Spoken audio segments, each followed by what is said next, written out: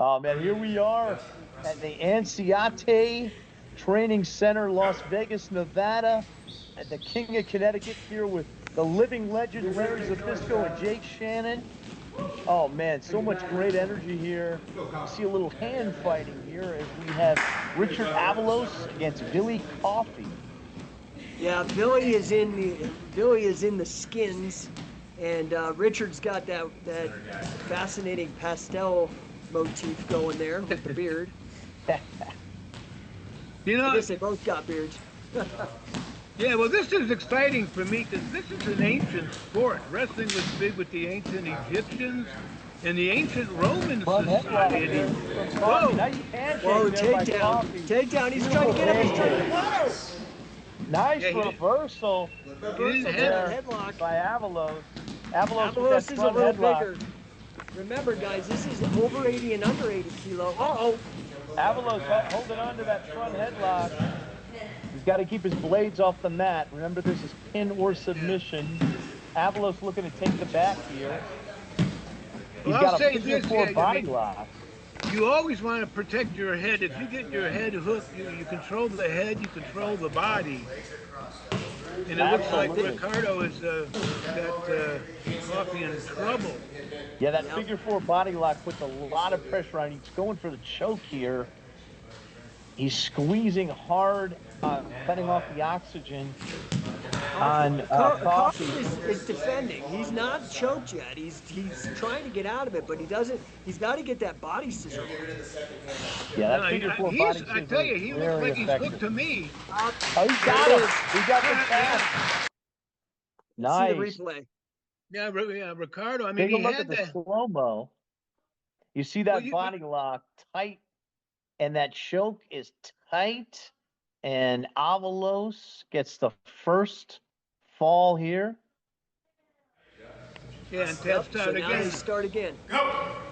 It looks to me like Ricardo is what we used to call a headhunter.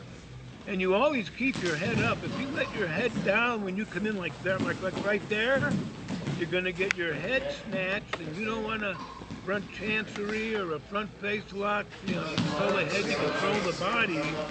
And you see Avalos. He's got that. He's got control of the body. Oh, yeah, beautiful takedown there from Avalos. He's a headhunter. Yeah, he's going for a submission here. He's got that north-south position. Does Avalos. And Coffey trying to defend. He got out of it. Yeah. Yeah, Coffey, you're right about that, Larry. Coffey has an amateur wrestling background, and he's getting up a lot of weight, and I think the mistake he made was getting underneath the bigger guy. He tried to shoot. Lateral press here from Coffey. Looks like he's getting a top wrist lock as well on the forearm. Yeah. Oh, he got a pin. Oh, he got him. He had him down long enough. Right there. See the instant replay here. You see Avalos has the top wrist lock and the lateral.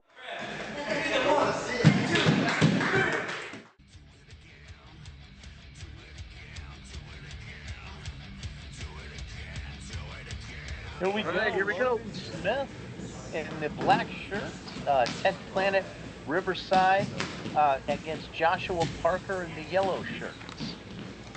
Yeah, I'm watching the way they keep their balance, and again, keeping your head up always is really important. Never want to put your head down. That's when you're going to get hooked. Absolutely. I see Logan was smart. He had his head down, and now he's in trouble. Yeah, Parker really telegraphed that takedown really slow, and it looks like Smith is going for a crucifix here. You see he's figure forward the arm and the one arm, and on the far arm, he's trying to lock that into a crucifix position. Yeah, that's a big mistake, though. You never lead with your head down. Yeah, we're seeing that. Parker is a BJJ black belt, but his takedown was really weak. Looks like he's got the triangle choke / figure four on the head here. Yeah, I can't see it. Looks like a weird Peruvian necktie variant or something. Oh, he's getting out. Sorta. I can't tell. Oh, a triangle. Yeah, he's got like a reverse triangle. He's got that reverse triangle figure four. He got the tap. Yes. Yeah, he had him hooked again. If you lead with your head, you're dead. Yeah, you control the head, you control the body. Yeah, that was a big mistake by Parker. So we're into fall 2 here. Again, it's best of 3.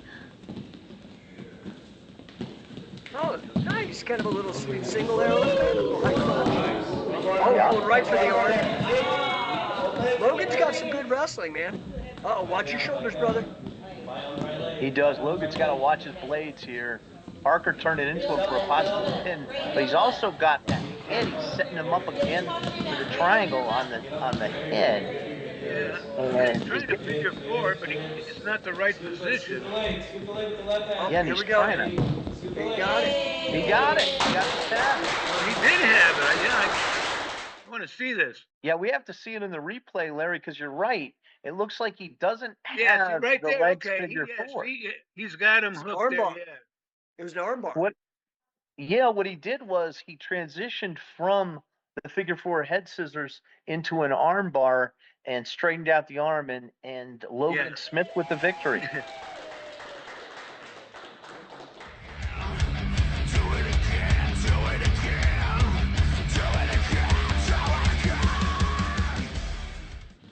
All right, we've got Arthur Fantastic, a catch wrestler out of Florida, black-haired gentleman, against Da Vinci Enriquez. Yeah, Da Vinci's got some interesting mixed skills. Good wrestler, good jiu-jitsu. Arthur coming in with strong catch. Yeah, he's got that wrestling base, does Da Vinci, and he's a BJJ blue belt. Yeah, I went for that Russian 2-on-1. Yeah, that Russian 2-on-1. Got him down for a single, but he really telegraphed that. Yeah, he's lucky he got that. Yeah, he gets the back, does back Enriquez in their back to the feet. They're both keeping their balance. They're both trying to keep their heads up. Yeah, never lead with your head. Always keep your balance. Yeah, you see some hand fighting here. Well, that hand movement's part of the art of it. You want your opponent to think you're doing something when you're setting him up instead. Yes. Oh, nice. Arthur Nice got that. there. You see that? Arthur got that drag, and then Da Vinci used it to. He like hooked his leg and got the takedown. Yeah, very nice movement by Da Vinci Enriquez there. More hand fighting here. You see Enriquez trying to get wrist control there from the standing. Enriquez Enriquez moved his head into the side of the face. See, his head was down and it got hooked. His head down for a second, he got it hooked. He was in trouble. Enriquez has that front hip lock. Cradle. And a nice cradle.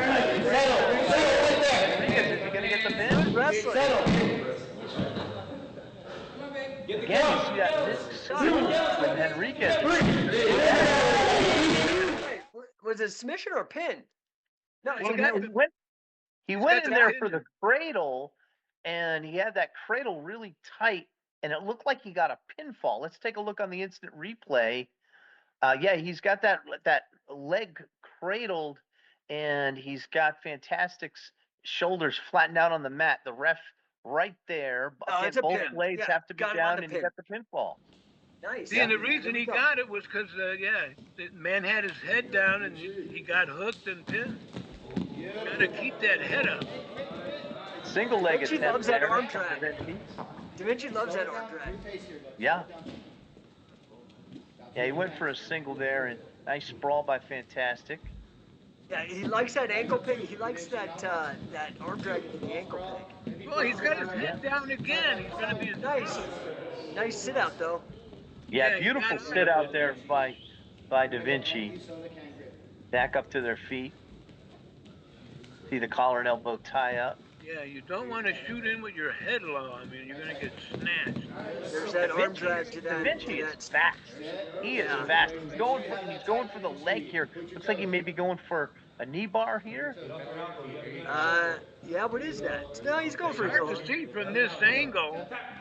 He got the submission. We're gonna have to Yeah, see he on the had the leg instant replay. lock in. On the He had instant that knee replay hook. here, yeah, you see Da Vinci Henriquez as he hooks the leg and then he Yeah, figure right there. fours, laces it over, and gets the submission. Beautiful leg submission there by Da Vinci Henriquez. Well, that Two takedown falls action in a that he row. did, that takedown was actually one of Billy Robinson's favorite. Yeah, it was where a he does the scissors arm takedown. drag into the hook in the leg with your leg and then pop him out. Yeah, scissors takedown. Moving on, Da Vinci. I'm in here, I block this, right? I'm in here. I capture this and I bring it to the ass. I've got my weight on him, and now I'm shifting him. I bring this forward, but notice what I do? It's hard, you gotta come around. Notice what I do with this knee, I shift that. Then I do this. Now, one of my favorites. I have bad shoulders, so it's a little bit hard for me to do this, but what I'll do is, I'll come over the top. I'll capture this, and I'll bring it back.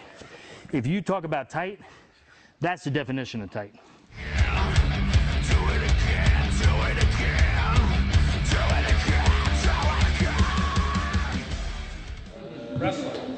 Here we have Sebastian Perry in the green against Wyatt Williams. Perry is a blue belt, and he's done most of his training in the gi. Oh, nice. Did you see what he did though? Perry led with his head. He had his head down. Yeah, but he's got the leg. He's got the leg. He's got the Yeah, leg. but he's Oh, lucky. oh, He's got a his figure head four. down.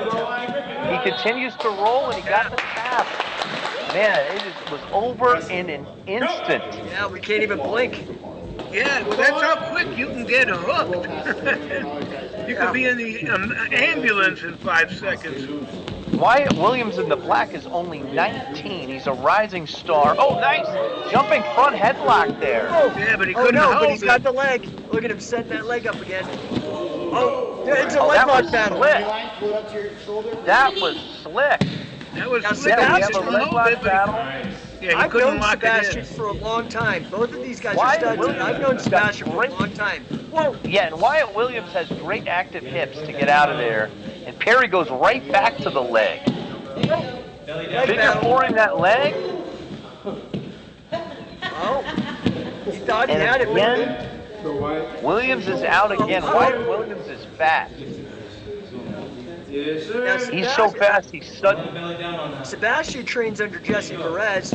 Jesse is a long-time scientific. Oh, look at that! Oh my God! Jesse's a scientific wrestling coach, so Jesse and Sebastian here are kind of in the scientific wrestling family. Leg lock machine. Yeah, you see Actually- Wyatt Williams. Yeah, he went up.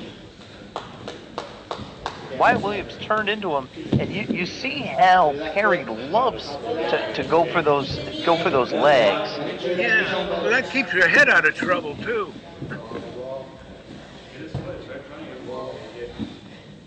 He's gonna get out. Looks like it. I don't know. Sebastian's got hold of that. He ain't letting go. No, he's got that leg figure forward. He's trying to hook it, but now he's got the arm bar on him. Looks like he's got a toe hold from the bottom there. Does Sebastian Perry? What? No, Wyatt had that toe hold, but that's a heel hook right there inside. Yeah, he's got an inside heel hook. Does Sebastian Perry in the green? Yeah. Tap. Finally got him. Couldn't roll out of it. Ran into people. Take a look at this instant replay here. He's got the leg figure forward, and he's got that heel hook, and he turned his hips in, and Sebastian Perry with the victory.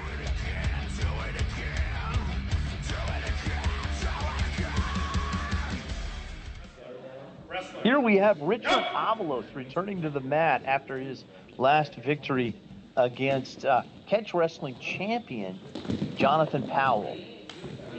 Yeah, Powell has won tournaments in Wigan. He is, in fact, it was Josh Barnett who asked him to come to this tournament. So he's got a pin there. There you And go. he's Already got a pinned him. fast pin there from Jonathan Powell. Yeah, Well, Powell has Take a won. look at the replay here. Yeah, he had his head hooked and was able to keep the shoulders down because you see how he pulled up on his head. So that put the weight on his shoulder. Yeah, and he also had his legs posted high. Very, very nice pin from Jonathan Powell. And here we are in fall number There 2. we go. Oh, Oh, spinning man. into an armbar. Beautiful. Oh, man, that was beautiful. Take a look at the replay. He picks the ankle of Avalos. Avalos crashing to the mat.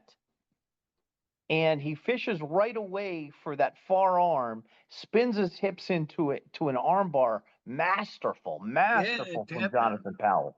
I Yeah, mean, that you was can slick. break an arm easy. That was a good job. Hell of a move. Winner, Jonathan Powell. Great match.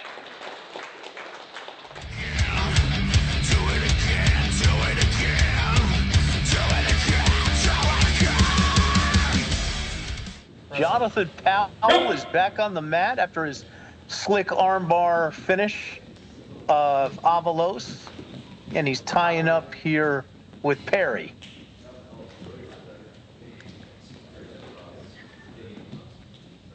See some hand fighting, some collar and elbow tie-ups. Look, he went down. I always look at the man's balance. I mean, one thing, you've got to be in control of your balance. They both seem to be. And when you come in with your head, boy, you've got to keep that head up. Don't put that head down, because you almost got to figure forward. Yeah, and Perry, he went down into a guard position. It almost looked like he was trying to scissors the legs of Powell. And Powell on top in a half guard position. He clears the legs.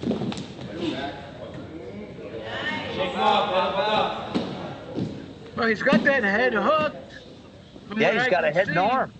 Looks like a head and arm choke there from Perry, or from Powell rather. And Perry's got his blades up, and he's defending the choke. And now Powell looks to take his back.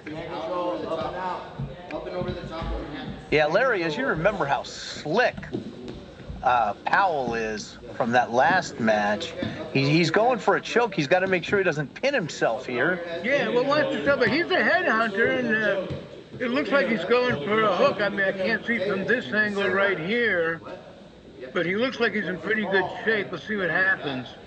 Yeah, he's going for a sleeper hold. Angle.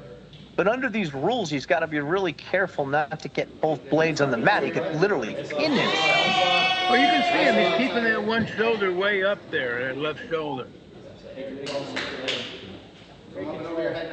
Yeah, and Powell looking to finish here.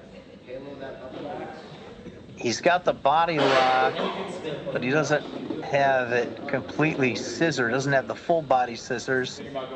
But he's working for that choke, that sleeper hold, rear naked choke, and Perry doing a good job defending. Yeah, he's trying to get that head hooked. He's got his shoulders up. It's hard to see from this angle, but he might have it hooked. Yeah. Just like you said, Larry, as we see in the replay, we get a better angle here. Yeah, there's the angle. You can see where he's got where he's got that chancery, on the neck there, locked in. Yeah, that is the old sleeper hold. And Powell winning the first fall. And see a sign of sportsmanship as they shake hands. Yeah, Powell really proving to be a force here. No, he is, and if you watch the way he stands there, he keeps his head up. Yeah, he has great posture. That's down a little bit. Perry did a better job than Avalos in that first fall. See some hand fighting here again. Well, they're playing that, that art part, trying to set their opponent up, make them think there's an opening, trying to get them to shoot in. Yeah, well, we got him. Beautiful takedown. He made it look like there was an opening, but there wasn't. And Powell looking for that lateral press pin there. Perry doing a good job getting the shoulder up, defending, turning into his opponent, but now he gets his back taken by Powell. Hey, Powell looking for... Yeah, his shoulders look down. His shoulders may be down on the mat, and he's got that head and arm choke, Powell. Yeah. It looks like a choke pin. Choke pins are great for this rule set.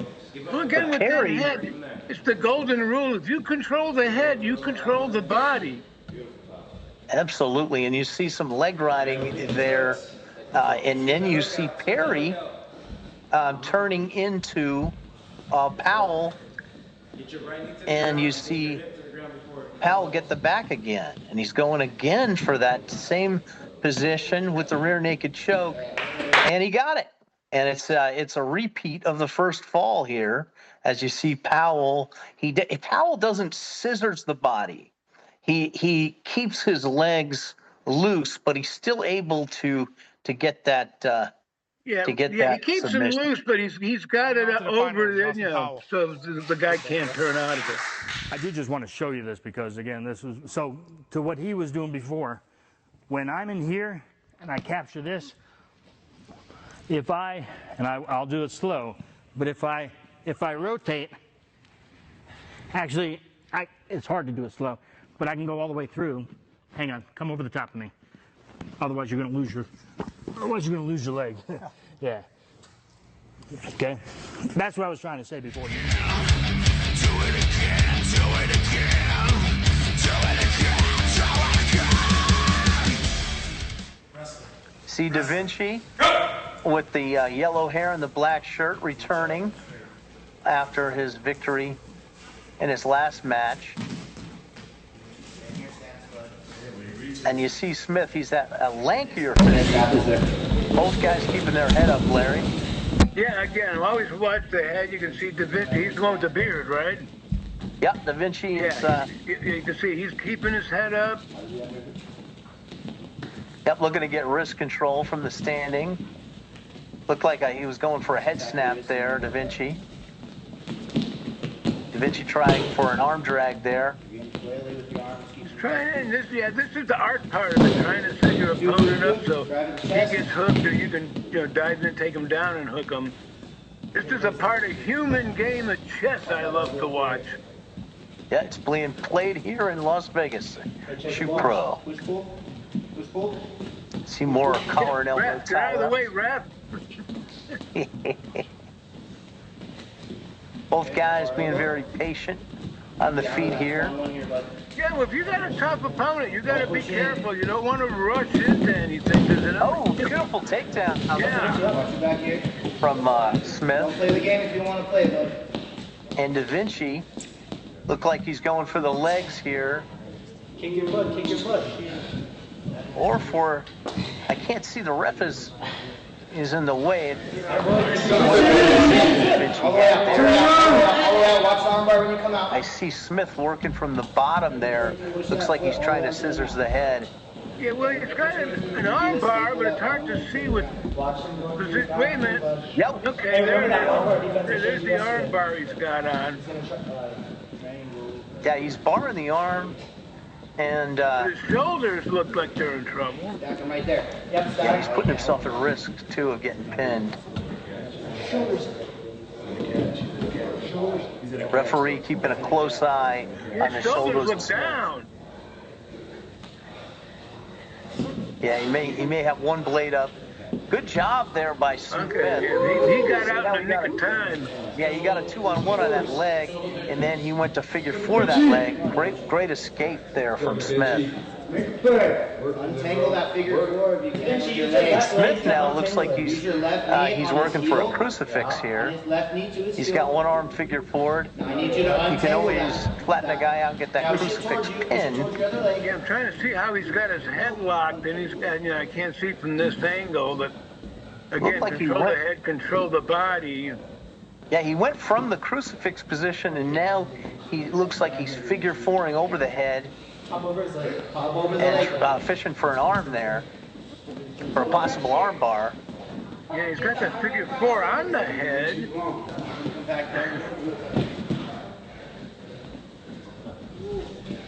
Yeah, good job defending here by Da Vinci. Da Vinci could turn into him and possibly get a pin here, because Smith's blades are close to being pinned as he works. There he takes the back, does Smith. I mean, he's got that figure 4 and pretty good. And again, control the head, control the body. He's got it locked in. Hard to see from this angle, but he might have him hooked pretty good. It's tough to see where his hand position is. Looks like he's trying to lock in an armbar, but Da Vinci's doing a great job of turning into him. Oh, there we go. Armbar here from Smith. Did he get the tap? He locked that elbow in. He locked that armbar in and got the elbow right there. You can see how straight it was, and you could break an elbow easy. For sure. And great patience there by Smith. Da Vinci did a great job defending. Da Vinci now shoots in for a single. And Smith back on top. Smith has got great hips. Look like he's going for a cradle there.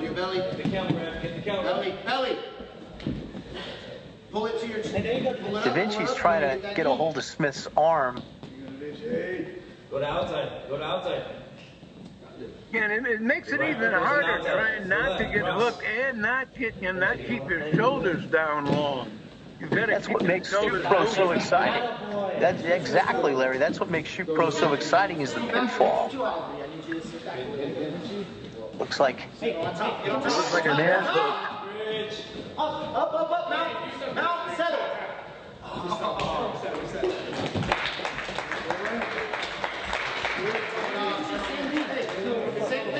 Let's go. Start at the wrist and then work up.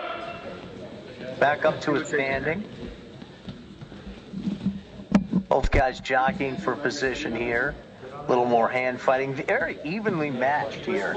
They got their hands up, but the hands can be deceiving because, you know, they want you to try to take them down. They bring their hands up.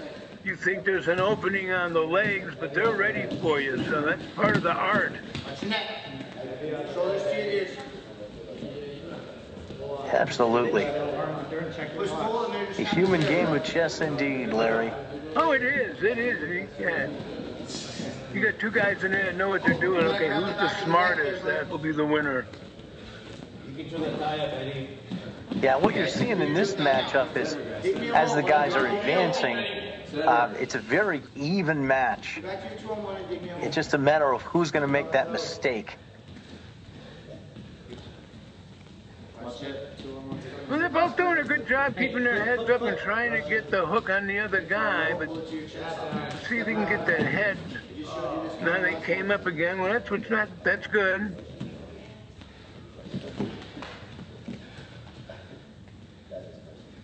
Yeah, Da Vinci was caught there in that first fall, and he's more cautious now as a result here in the second fall, and you kind of see that.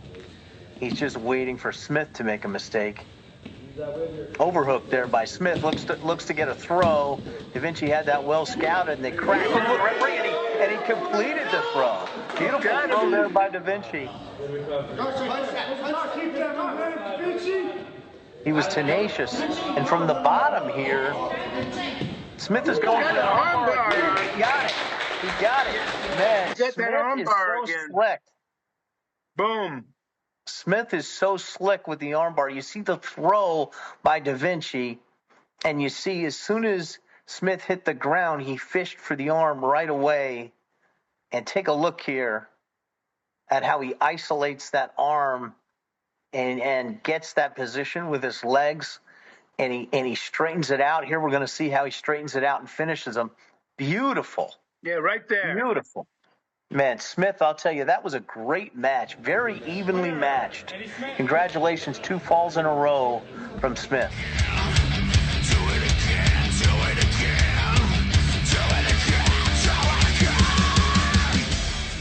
Oh, this one's for the strap. This one is for the strap. Beautiful belt. And it's Powell versus Smith.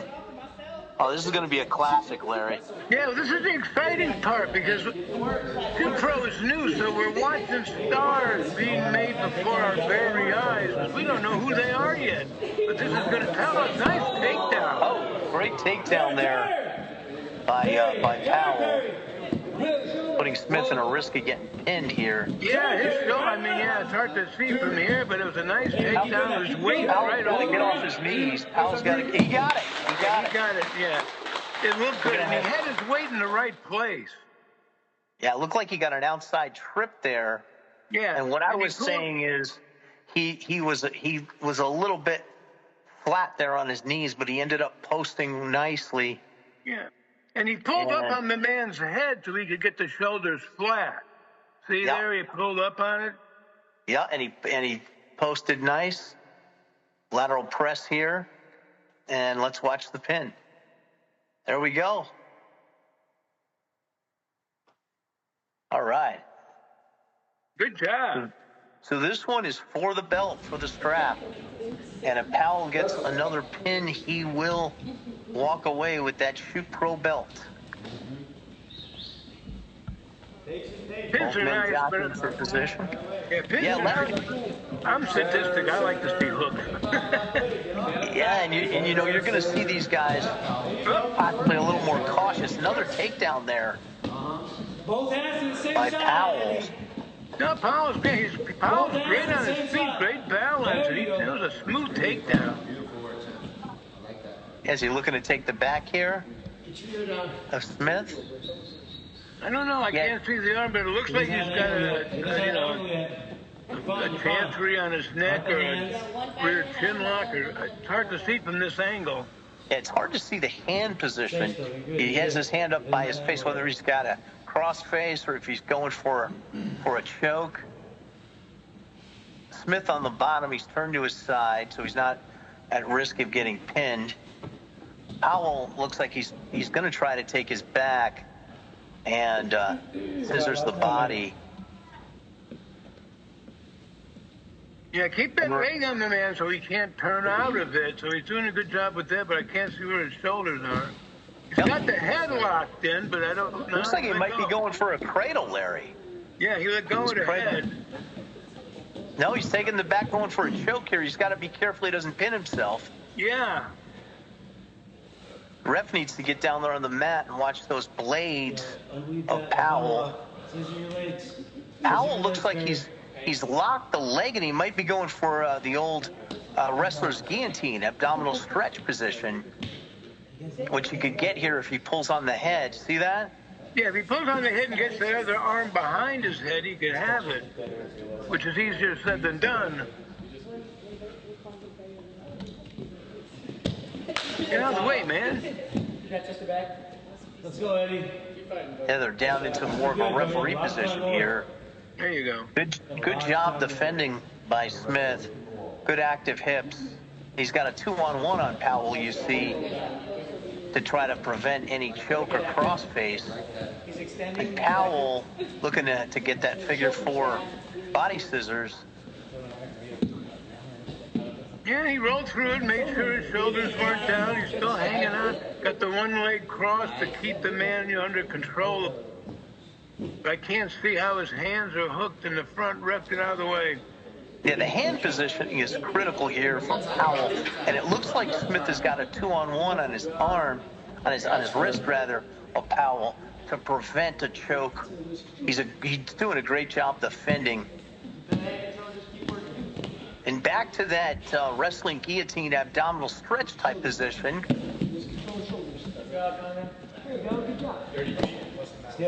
Smith needs to watch his blades here. Powell turning into him. Yes, sir. Oh, wait a minute. Yeah. Powell flattened him out. It looks like they Flattened him out. Position, location. And then Smith trying to get back up to that referee position. He does so. Yeah, get away from the shoulders. He almost got pinned. Yeah, he's been doing a good job defending, though. But it's been all offense from Powell in this second fall. Oh, yeah, he's aggressive now. He's good. Yeah, he's lacing the one leg here. And nice roll there from Smith. Yeah, but when he rolled, he went again for that hook. Powell's doing a great job on blocking him from being able to hook that arm, so. Yeah, he's getting wrist control, and he gave it up there. You see Powell trying to lock in a sleeper hold potentially. You can also get a nice crossface in from there. Yeah, he's got to get that arm deeper, but But again, Larry, Powell's got to keep an eye out here that he doesn't pin himself. Yeah. And that's what makes Shoot Pro so different. You could be going for a finish and end up pinning yourself. Yeah, for 2 seconds you're worried about the hook and you don't even think about your own shoulders, you know. Great job there by Powell. Powell's got great active hips, strong hips. And Smith as well. Look at that. Yeah, that's a Right up. they got on it. Smith is constantly in jeopardy of getting pinned here, as that's how the first fall ended. Smith turned it right up into him. He's trying to get control of the head, but he didn't. Yeah, Powell's doing a good job of locking that one arm in, and he's got really strong hips. You see he's driving his head in to the chin of Smith. Yeah, he's trying to get the shoulders down, but he is getting close. Smith's doing a hell of a job defending. Right there, it looks like boy, I thought he might have had him. Yeah, Smith has got great hips as well. I mean, we're really being treated to a great final match here for the belt, Yeah, for look the at championship. Looks like he's going for a head and arm choke there. He's on the wrong side. No. Lateral press again. Again, Smith in jeopardy of the pin. Yeah, I think he's Powell may have it. Powell may have that pin. Yes, he did. Tenacious. That was a hell of a match. Those guys are both great. Yeah, you see on the replay here with that lateral press, Powell was just so tenacious. Smith doing a great job defending. Hats off to both of these guys. And it looks like Powell is our under 80-kilogram champion with 2 pins in a row, Larry. We didn't get treated to any submissions in this final. That was good. I mean, yeah, I'm still trying to figure out what a kilogram is, but congratulations. Look at the belt. Look at the belt there over the shoulders of Powell. He is our champion. My guy, I'll get this. Now, notice what I do from here. I have to control this head first because I don't want him going every which way on me. So I'm controlling this head. I've got this. Now I sit down on my haunches and I pull this up. I pull this up into here. See what I've got? Step over the top, in here. And now I've got the head. Okay? So this is the core position that I'm always trying to get to. It's heels in, knees together. This thing is a clamp. This thing is a bar. And then this is the power source. And it doesn't work here. Look. Oh, that's the end of it. That's the end of it. But here I can go 15, 20 more inches of extension through my hips in power. And if you leave a bone in here, it'll literally snap off. It'll pop. And then it'll really, really hurt. So when we talk about the leg game, my job is to get to here or here. But this is our core base. So when we play the leg game, it's pretty simple. Can I borrow your leg? Sure. You got good legs? How are your legs looking?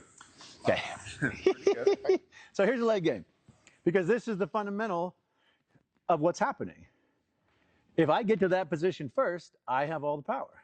If he gets to that position first, he has all the power. At which point he can break my leg. So the game becomes who can get to said position first. All right, we got the big boys here, Larry. We've got Gabriel Stinson in the orange shorts against Chris Guzman. Yeah, we'll see how they do. There was an old saying, you know, I mean, when two guys are on the mat, they're both basically the same size. We got two big guys in there now, but on the mat, everybody's basically the same size.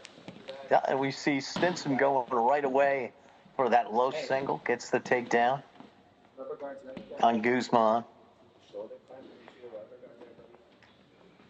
Referee in position, looking for the pin.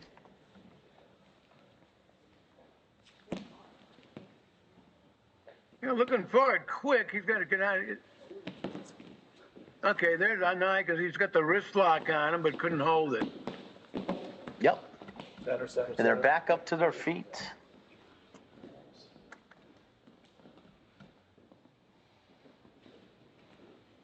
See some hand fighting. Yeah, I'm watching them. Both of them kind got their heads low. I mean, that head to head. I never like touching the other guy's head because when you move, they can feel it, so they know you're moving. I never wanted, my head to head to touch someone else's. Yeah, it's good to come in at an angle and get your head on the face rather than the traditional collar and elbow. Keep your arms out, right out of arm's length.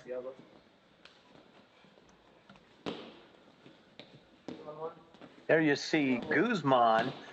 He was looking to go for a throw there. He had that deep overhook. Goes for that throw. Doesn't complete it. Great reversal there by Stinson as they crash to the mat. Yeah, and he's trying to grip the round. He got his wrist out. Well, yeah. What Guzman did there was he tried to telegraph that throw. Oh, that man! Look at that. Stinson jumping right on his back. He's on his back, but I can't see if he's got anything hooked right. He's trying to good wrist control there from Guzman. Stinson jumping on his back and beautiful turning into him. We have referee Luis Ojeda here. He's the winningest catch wrestler in the modern history. He's our guest referee here for these heavyweights. And you see Stinson. I see something, but I can't. Stinson's posting his head on the mat and coming across the face for a pin. He's got the arm across, for the naked rear choke, but I can't. Yeah, there we go. There's a great position. Yeah, he's trying to get that choke. He needs to get control of the body, and you see he loses it. And Guzman in danger of potentially getting pinned here. Oh, yeah. Stinson is very aggressive. We saw that, how he jumped up on Guzman's back. Yeah, and you don't expect a big guy to be that quick and that athletic, and boom, before you know it, you're in trouble. Yeah, you see Guzman there on the bottom gets double underhooks. Guzman has more of a jiu-jitsu approach. But that can be dangerous in shoot pro because you can get pinned. And you've always got to be cognizant of keeping your blades up. The blades up and your head up. Always keep your head up.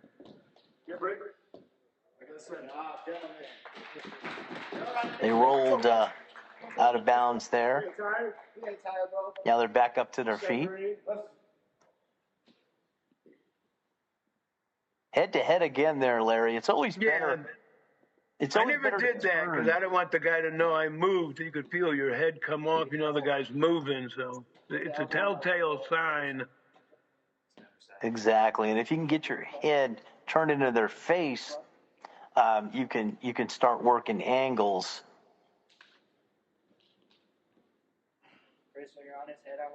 Well, let's see what happens with the human game of chess here, because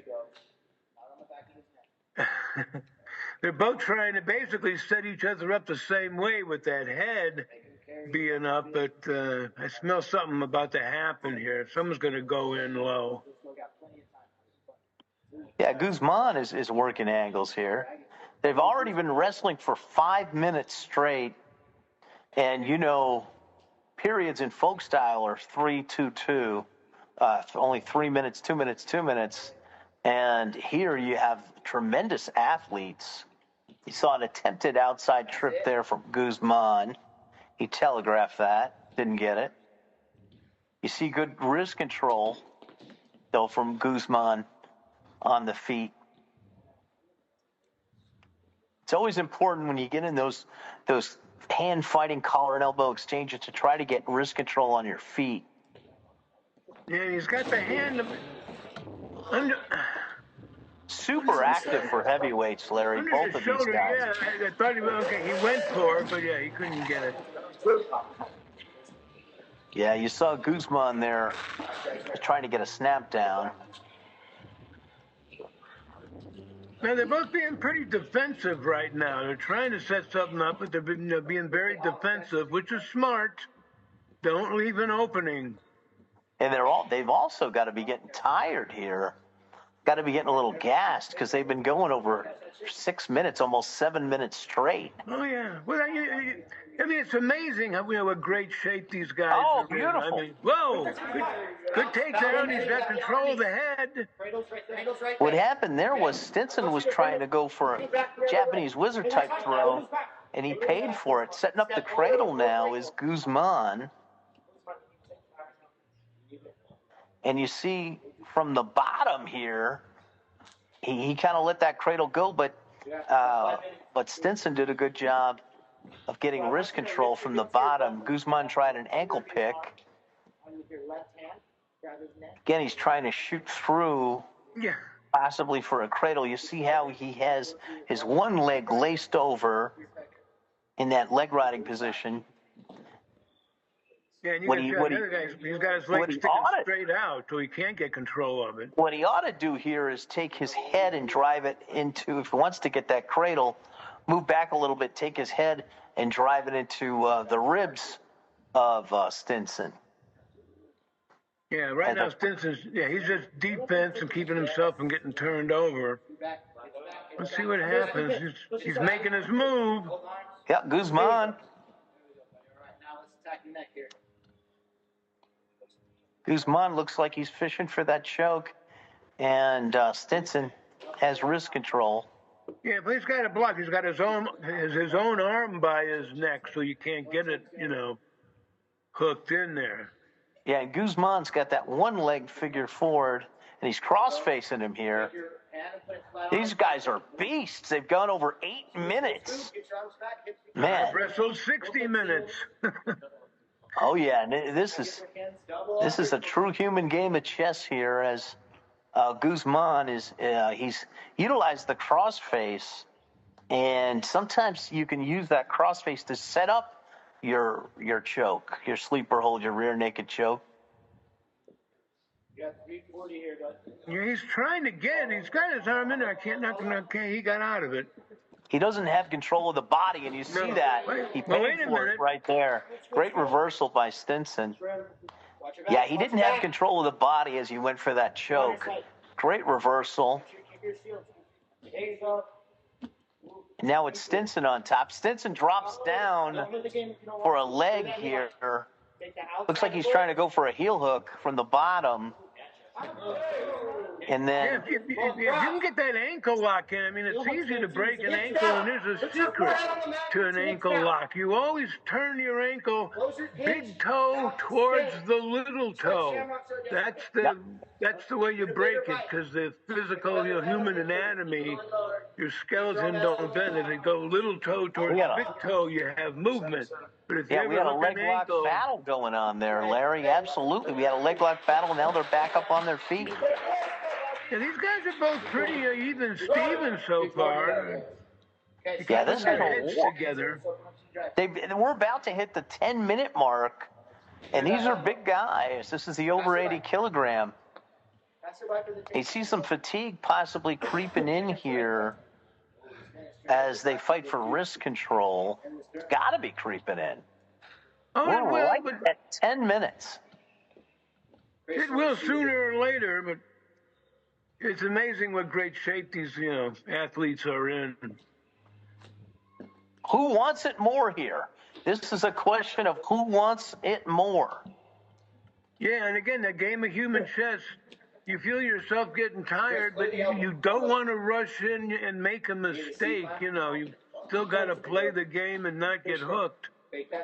Well, as fatigue sets in, it's the guy who goes for the takedowns right there with that single leg from Stinson. He wants to get that takedown, and now we're going to see how much gas he's got in the tank, because he's kind of go for a pin. And Guzman from the bottom has his leg figure forward. The ref keeping them off the wall. He's got his shoulders way up. Yeah, they're up against the wall. They're going to have to stand this up. Wow, we are 11 minutes in as we do a reset here. Stand these guys up.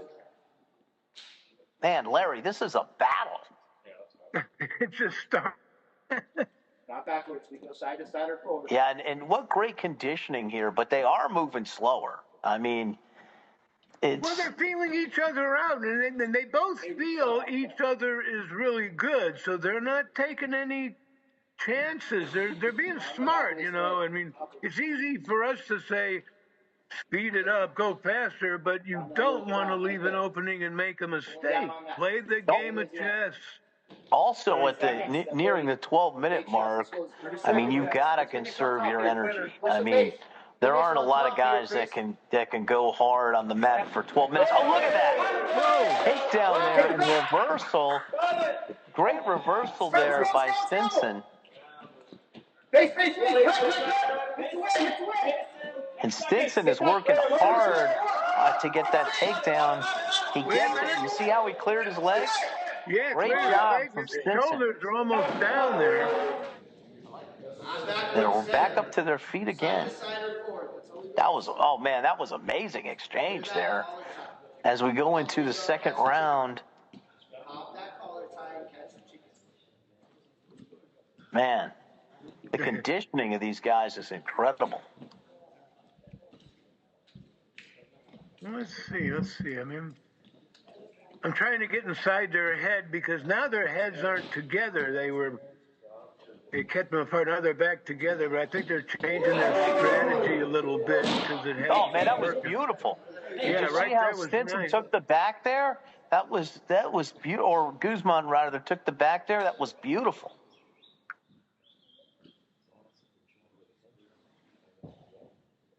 He's got him figure four, but I can't see what he's doing with the neck. I can't. Well, you know, he's got that that body scissors locked in, and he's gonna be trying to get the rear naked choke or a crossface, and it looks like he's using that crossface to possibly set up his rear naked choke here. And he's got that figure four body lock, that body scissors locked in. Yeah, he's got the scissors on. I can't see how. He can't get his arms in enough. He's up a little high. Yeah, he's resting a bit here too. You know, is the ref going to let them work here on the ground? We'll see what happens. The game of human chess gets more interesting by the minute here. Absolutely, and we got to remember how long these guys have been going at it. And when you look at Chris Guzman, really smart to get that figure four body lock, that body scissors in, and wear out his opponent at this point. And you see he's up way too high though on the body to get an effective choke, and you see Stinson from the bottom. He has a 2-on-1 on the arms, the hands of Guzman to defend. You know, he's trying to get that wrist wide.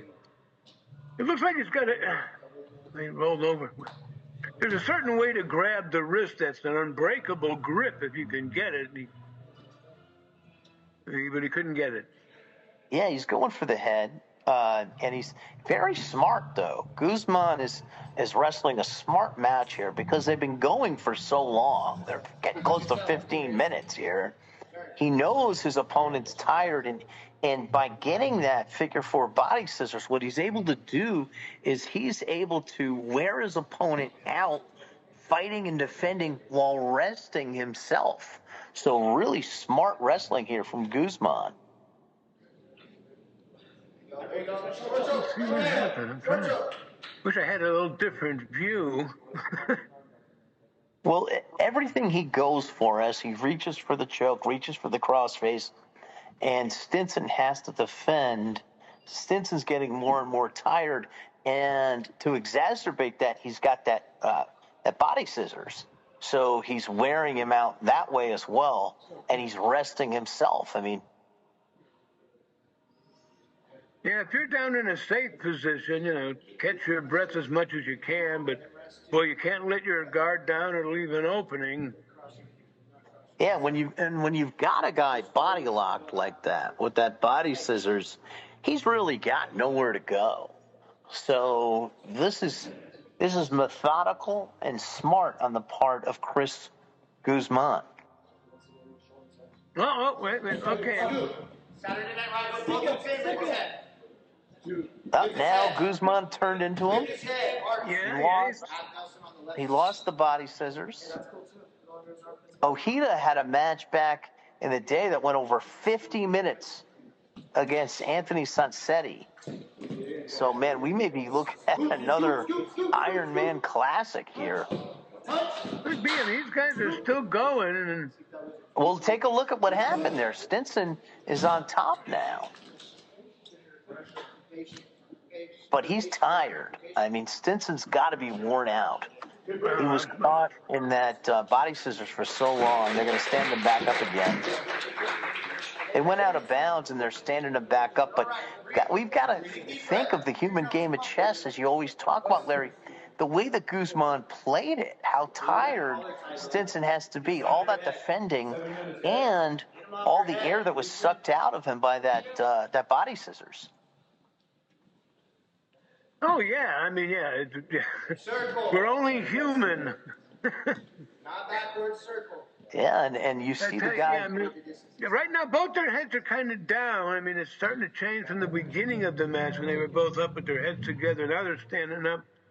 These guys have got to be feeling the length of this match. They've got to be feeling it, Larry. I mean, just look at how much one of them's getting desperate to do something. You know, And the risk there, too, Larry, if they try to go for something explosive and their wind has been sucked out at this point, if they don't hit the move, they could gas and get pinned.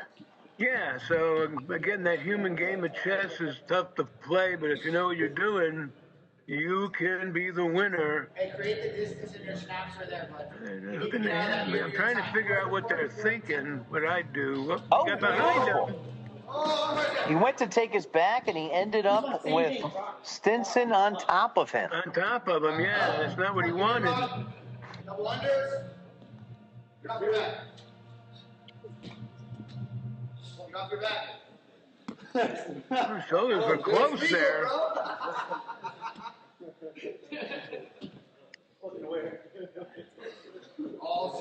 Yeah, Stinson on top here. They got him back down. Up against the wall again. Get to your belly. Damn, this is amazing. This is just amazing, the cardiovascular conditioning of these guys. We're nearing in on 20 minutes. Get your shield in. And, you know, these guys want to win. They're throwing it all on the line. As you see that reversal from Guzman. Do we have a pin? I can't see the referee in the way. No. Stinson's back up to that referee position. Stinson looks like he's fishing for a double wrist lock on the far arm. Now he turns into Guzman, and they're back up to their feet. Yeah, you gotta give both these guys credit. They're both basically even Steven in great shape, and you can see they're trying to think now. Okay, the last 20 minutes, this didn't work. Let me. What do I got to try next? What do I want to do next? Because they want to do something that works, but they're both on pretty level playing field here. Both great. Man, the crowd is going wild here. They are deeply engaged in this match, man. And we've had some great matches, but I mean, God, this match is going so long. Look at that front headlock attempt there from Stinson.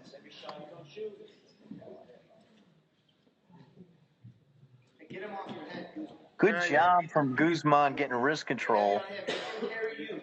Yeah, keep the head up. He's trying to pull it down. Circle, watch your location. Circle, good. Now, own the center. I need you to own the center. Hey, I'm getting so engulfed in this, I don't know what to say.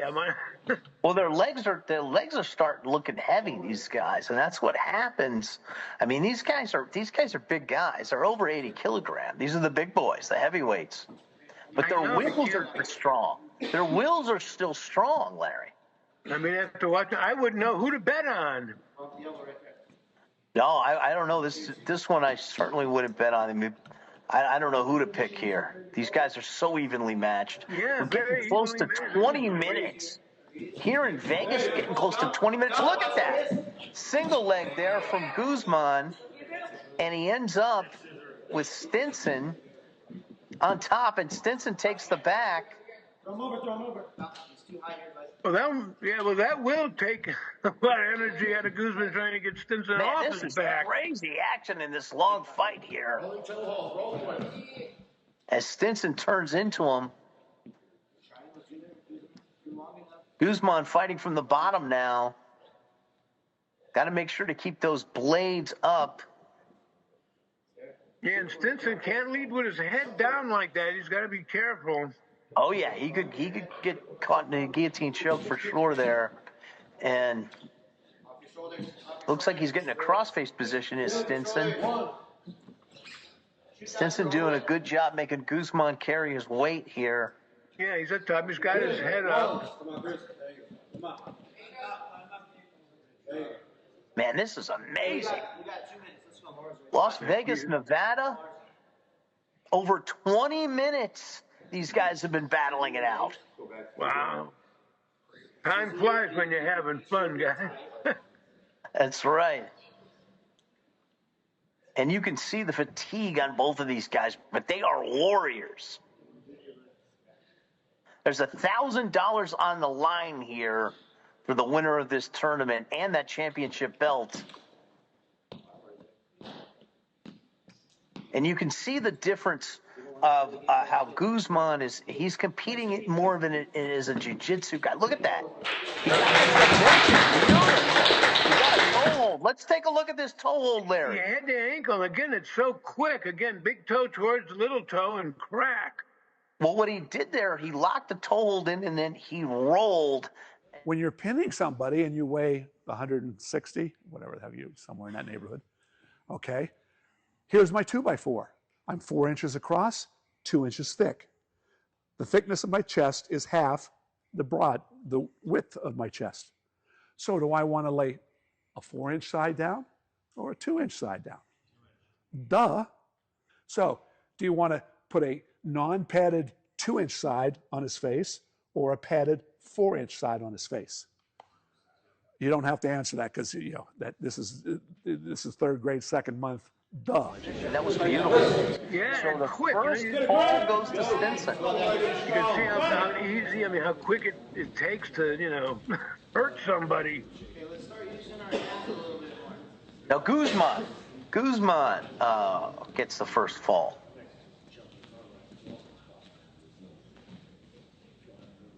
Okay, I need you to move your right hand a little bit higher on his head. Catch that crown. So it's best of 3. Yeah, that's got to be. After everything they've done, Stinson's got to be like either mad at himself or really, getting frustrated because he got caught with a good move. Great toe hold. Beautiful throw there from Guzman. A double wrist lock throw, and looks like Stinson ends up on top here. All the way to your armbar. Yeah, armbar's right there, bud. All the way to your armbar. I think I can't see his left arm. It looks like he's trying to do something with the neck, and I can't see. Well, he's got one leg locked. Guzman's got one leg figure forward on the bottom, which is preventing him from driving and getting that pin.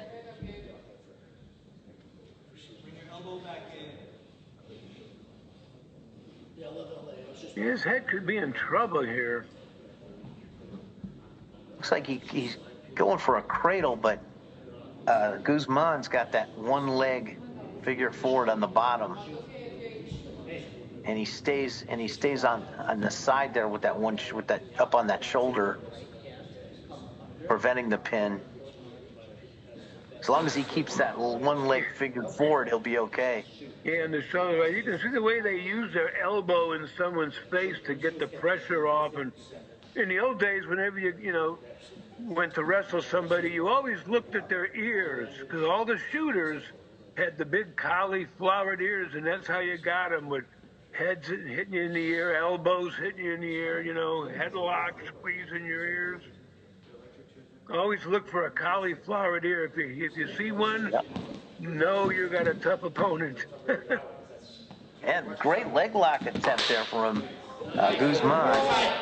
And he got it. He got it. Let's take a look at that submission here. Yeah. Looks like he got it. Super.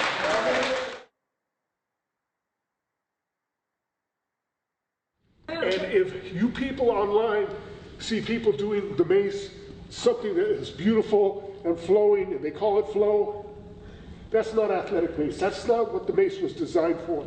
I'm going to show you what really works for a wrestler, for an athlete. And all the beautiful pirouettes and lunges and stuff like that, that's not what they don't do that in India. They use a mace. We are going to the final fall. Wow, what a match. Yeah, it's again amazing. People have to realize how amazing it is. I mean, if you get something hooked, like we just saw a submission happen in what, 2 seconds? Yeah, but it took a long time to get there. Well, it takes a long time to get there, but then, you know, that's checkmate. And you see how Stinson got in deep on the legs for that takedown. But he's not able to control the upper body. You see the difference in styles. You see how Guzman competes more like a jiu-jitsu stylist. That leg lock from Guzman was the second fall. And whoever gets this fall is going to walk away victorious.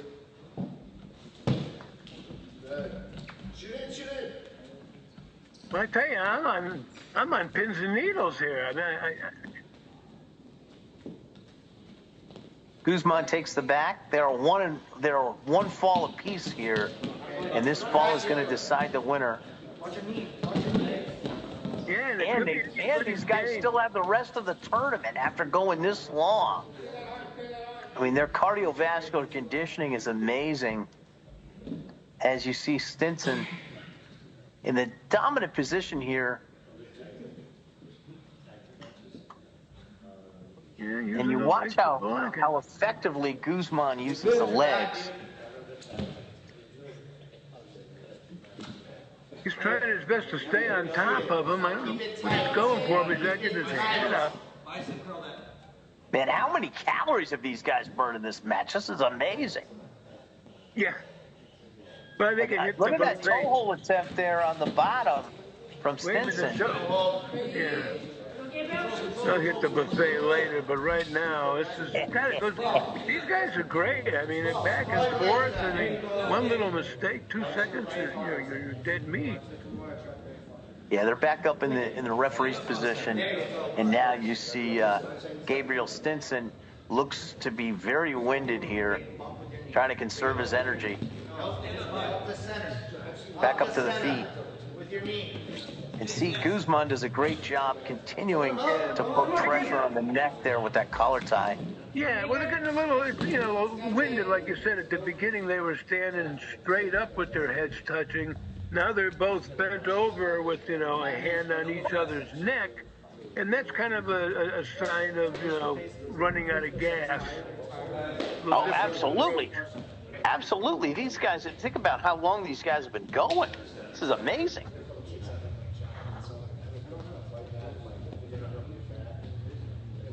They've been going as long as all our previous matches combined. Isn't that amazing? When you're into this, you don't even think about the time because it's such a fascinating thing to watch, the game of human chess between two guys that can break your arm in a second. And it's so exciting, too, with the pinfall. It forces the action. And really, if you're going to come into Shoot Pro, you've got to come in with great cardiovascular conditioning. 8 minutes, guys. Oh, yeah. I like how Stinson's using his head there, driving into the face of Guzman. You can work angles there and get outside and inside trips. Yeah, but they're being careful about going in under. I mean, well, wait a minute. Went behind him. Underhook there from Guzman. Yeah. Man, this is almost a half an hour straight of wrestling. This is unbelievable. Really? Already? God, it's almost been 30 minutes, Larry. Unbelievable. And they're still going. You see, going down a little bit, yeah, the hand, that's kind of a sign that two heads getting a little lower, hands by the neck there. You don't see too many leg dives and on the mat. Both, yeah, these guys are getting tired, but they've been through hell for 30 minutes. This is like an Iron Man match. It wasn't supposed to be, but it's turned into a nice takedown there. Nice takedown. Stinson. But you gotta, when you go for a takedown like that at this point of the match, I mean, you could get hooked just because of the amount of energy you're expending, right? So he's done a good job controlling the leg. Look at that cradle attempt here. Stinson's got the cradle and he's got the fall. Does he have him pinned? I can't tell. It's close. It's close. Stinson's got that cradle deep, but great job defending.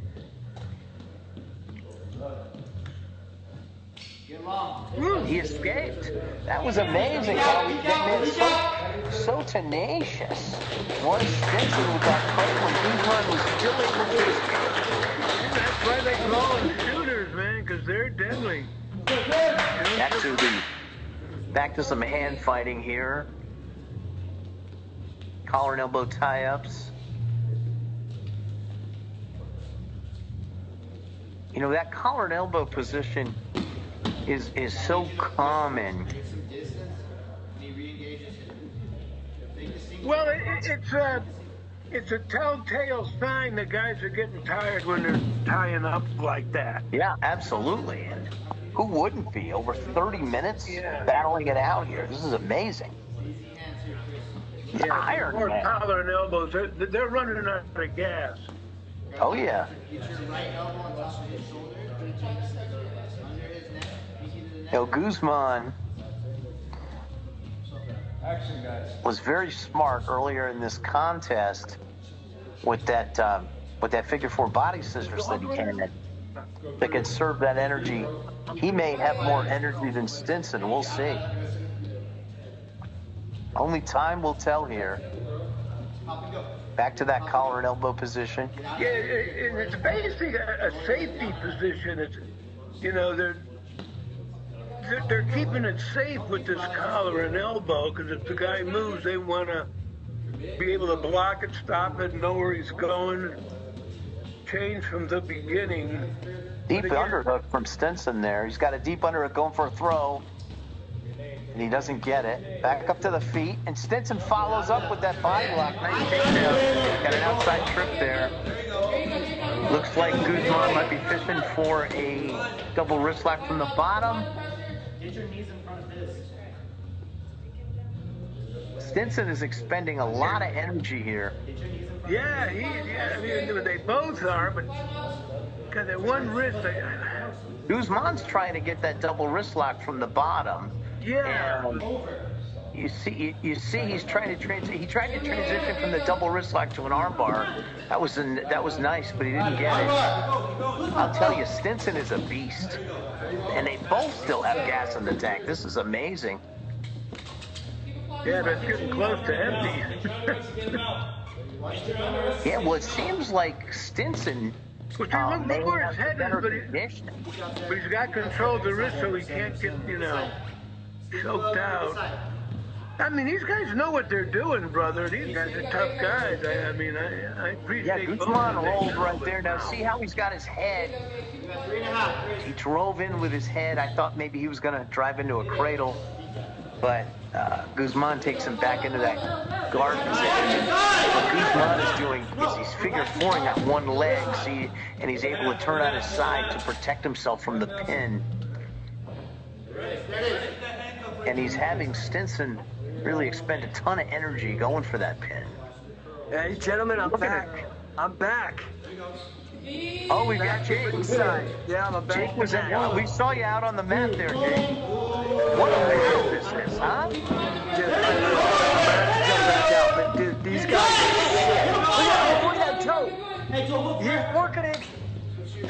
Working a toe hold from the bottom there. Did he get it? No, out of bounds. They're starting him again. This is amazing, Jake. This is like 35 minutes, dude. Jake, you're out there on the mat. The fans are going crazy. Look at that. Look at that double leg. At this point in the match, Stinson with a last double. Wow. Yeah, I'm gonna get back out there. You guys are doing great. Whoa. Jeez. Look at how Stinson just rolled through. He hit that blast double and he rolled through. Now he's in a body lock position. Body scissors. It looks like he's got a locked tube in the back. I was making choke. I can't see. Now he got out of it. Well, now he's in more of a north-south position, up to a referee position, and Stinson is a beast. The cardiovascular conditioning of Stinson aggressively trying to finish this thing. And we have got to hand it to Guzman. He's got great defensive wrestling. Well, they both do. That's the game of chess that makes it exciting. That's good. We go back into a referee position, and Stinson looks like he might be fishing for a crucifix. He's got that one-arm figure forward. No, he gave that up. Now he spins to the back. He's fishing for the head. Guzman doing a great job keeping his chin tucked and making Stinson expend energy. Look at that. Beautiful. He couldn't get that head locked in. He tried. Well, what I'm seeing here from Guzman, the tremendous defensive wrestling, he's making Stinson expend a ton of energy. And he's doing a great job defending. He could be conserving his energy to explode. We'll see. But I gotta hand it to Stinson, man.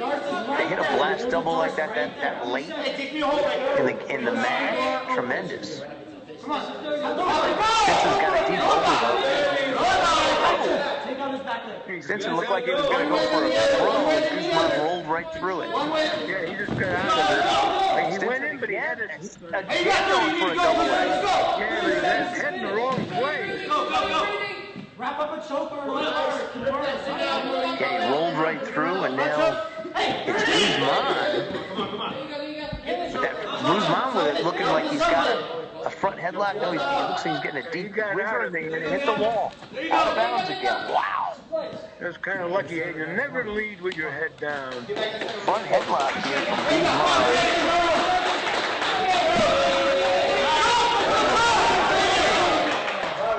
Jeez, these guys, man, you will not find in any other promotion, I'm just jumping in again because it's blowing my mind, you will not find heavyweights that fight this hard for this long. Only in Shoot Pro you're going to see this. These guys are beasts. This is amazing. Got the cardiovascular of these guys. Unbelievable. Well, they both should be proud of themselves because they're amazing athletes and they both know what they're doing. Well, Larry, you're right. This is where superstars are made. This is a legendary match, honestly. Like, anybody that's wrestled is truly feeling the pain. Can you imagine how bad these guys must have been the rest of the week? And they still had the rest of the tournament to do. This is unbelievable. Well, the hotels have massage parlors here. Out here in Vegas for sure. Oh man. They gotta win that $1,000 first. Otherwise, it's gonna have to be sore. These guys are putting it on the line, and you can see the fatigue setting in. Neither of them are stopping or slowing down. They're both just still at it. I mean, God bless them, but they're both great fighters. Wait a minute. Whoa, a nice cradle. Look at that reversal into a cradle from Guzman. You can see. Guzman hit a hell of a move there for the takedown. I don't know if he got him hooked. I can't see from this angle, but it was a hell of a takedown. Great counter wrestling there from Guzman. Beautiful. Is Stinson finally tired, man? No, he's still fighting. He's still going. There's also a dark. Oh, leg lock. Oh. Guzman's got hold of the leg. That's Guzman. That ankle Guzman got lock. him. Looked like with a heel hook finish. Let's take a look at it.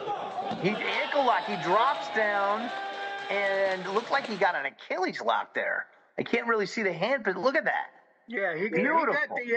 got the ankle lock again. You bend a big toe, little toe, in 2 seconds you're tapping out because you can break an ankle, no problem. 5 o'clock, 7 o'clock. If you feel brave, go 4 o'clock, 8 o'clock. Good, Katja.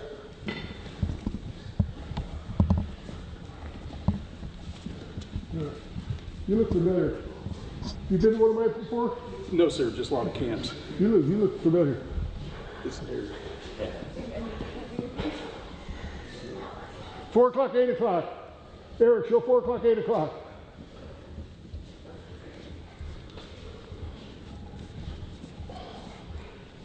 Three o'clock, 9 o'clock for the really brave. Yes. If you're waiting, if you haven't picked up the mace, you have. Okay, it's your turn now. He's doing it. What a match! Oh my God! That was great, unbelievable. Unreal. Guzman gets the win, but Stinson is also an Iron Man.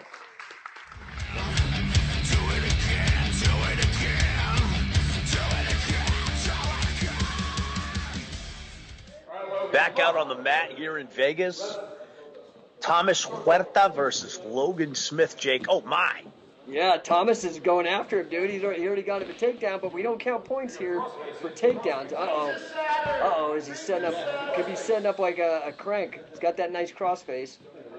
Yeah, Logan Smith putting a lot of pressure on there. And look at how he he's just got the leg. snatched Look up at the leg. arm. Look at the leg's got it. Oh, whoa! Man, he snatched his arm in a 2-on-1 and just drove forward for a pin. Yeah, boy, that jiu-jitsu ain't gonna help you when there's pins involved. No, look how he isolates this arm and he just muscles him down to his back and then drives forward. And great job staying off his knees, using all his body weight there, up on his toes. All that downward pressure for that pin. Great job. Logan Smith wins the first fall. Gotta wonder if Gene LaBelle, if he was alive today doing no gi, if he'd have a pink rash guard like that, like Logan. Oh yeah. Whoa, crunched him right there, dude. Front headlock and then just drove forward. Steamrolled him right there. Oh, and that's it. Beautiful. Yeah, he had that front headlock and then hit that outside trip and just drove forward like a bulldozer. Logan Smith, that's going to be the nickname I give him, the bulldozer. And he bulldozes his way to victory here in Vegas. Great job from Logan Smith. Yeah, Logan Smith with dominant performance, man. That was quick work. All right, here we go.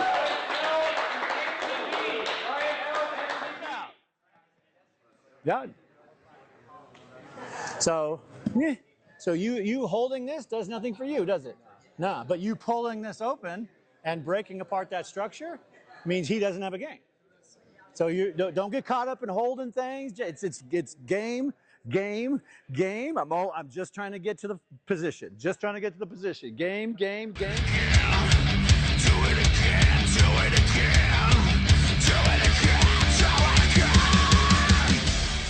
We are back on the mat with Bulletproof Blake Troop Lights Out fighting champion and pro wrestler, Larry. Yeah, well, it's interesting. Blake's got a motto he lives by, which is he likes to drop warheads on your foreheads. Oh, yeah. Makes sense. Well, the thing is he's going against Guzman, and Chris Guzman just had that Iron Man match, that 45-minute match. So I don't know how this is going to go for Chris. Well, the way it's going now, it went pretty well for Blake. Blake just muscled him down, took his back, floated over, and sunk in that sleeper hold, that rear naked choke. Beautiful. It makes quick work of Guzman in the first fall. Yeah, if you leave your head vulnerable, it's over quick. A warhead went on the forehead. That's correct. feel bad for Chris, man, having that 45-minute match and then getting Blake in the next when he advances. Oh yeah, and that is a tough draw. Blake is a big, powerful man. Lights out fighting championship heavyweight champ. Yep, NWA wrestler. But it's interesting to watch. Being big and strong is one thing, but being smart and playing that human game of chess is another thing. You don't want an opening. You don't want your head in the wrong Oh, place. look at that. Down he goes. So he hit him with an inside trip there. He went in and picked the ankle, got that single leg high, and then hit him with that inside trip, did a big bulletproof troop. And now Guzman is trying to buck him off. I see that MMA. It looks like Troop's trying to do some ground and pound, but punch him. Oh, yeah. Oh, yeah, he's muscling him around for sure. Lateral press there by Troop. Pinned. He got the pin. That was a nice lateral press. He made Guzman carry his weight there. Take a look at that. Yeah, he did it quick, and he was in the right perfect position with the head hooked, and that takes the weight, the shoulders down, the heads up. So he got a good move. Great move, and watch how Troop had his legs posted there, making the man carry his weight. Bulletproof, Blake Troop.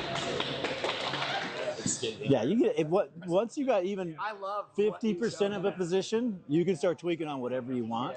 Well, we were talking about that, about how strong this is. You want to come over. Once you get to here, and especially you're done. I think it's so cool that Yeah, it sucked. If you just this. I mean, it feels like this to me. This is what it feels like. Feel it?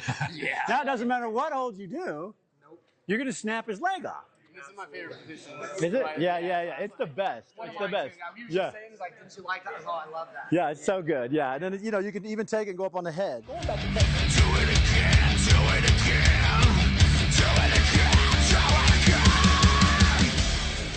We are back on the mat with Anthony Bear Briones against Ryan Luna. Here we go. Las Vegas, Nevada. Tried that I on. love Las Vegas. I got married here once. Let's see how they start. I mean, they both got. I always look at the beginning for the balance, the way they put their heads in position where you want to keep that head up, not put it down. See what they got here.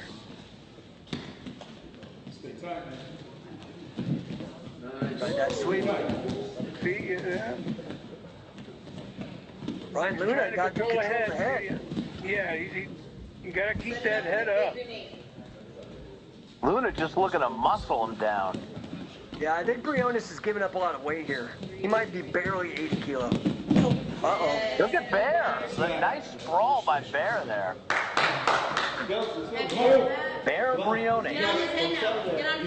Well, wait a minute, he's got. I can't see much of the thing, but it looks like he's got his neck and arm hooked, but I can't see how good from here. Uh-oh. There he goes. There he goes. Now he's tightening it up. Oh, that's a choke.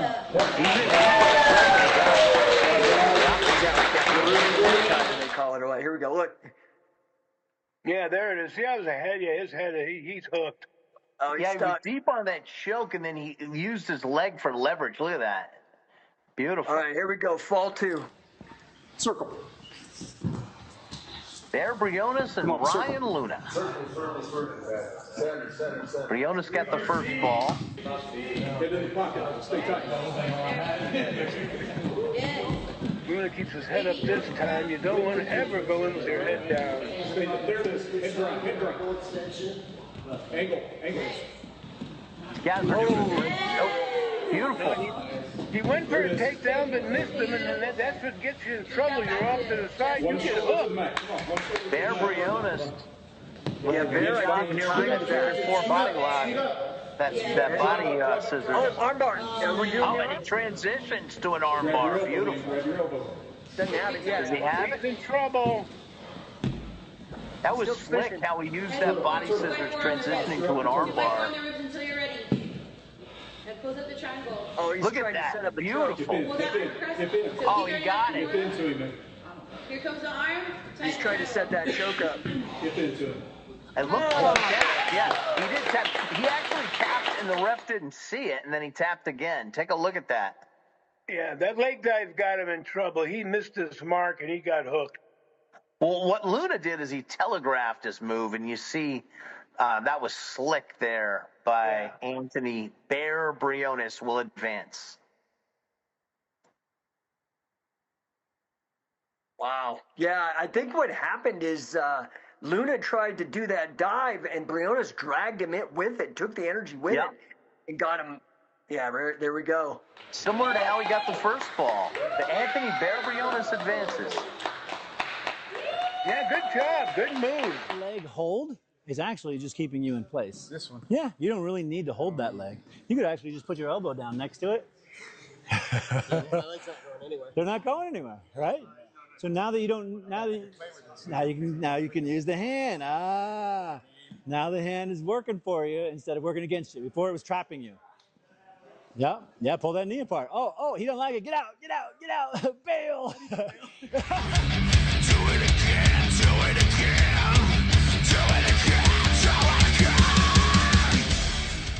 We are back on the mat here, over 80 kilograms. Taylor Law with the tattoos against Tanner Pegg. And you see Taylor running away, going for a takedown. Well, we'll watch their styles. I mean, both of them, I'm looking at their... wait a minute. Taylor's getting after it. Yeah, I kind of missed it, but he had his head too low. That's what I was going to say. Looking for the choke. Look at Taylor going for that choke. Yeah, well, Tanner came in with his head too low. No, he didn't get it. They're still going. Fast action. Taylor better be careful he doesn't get pinned here.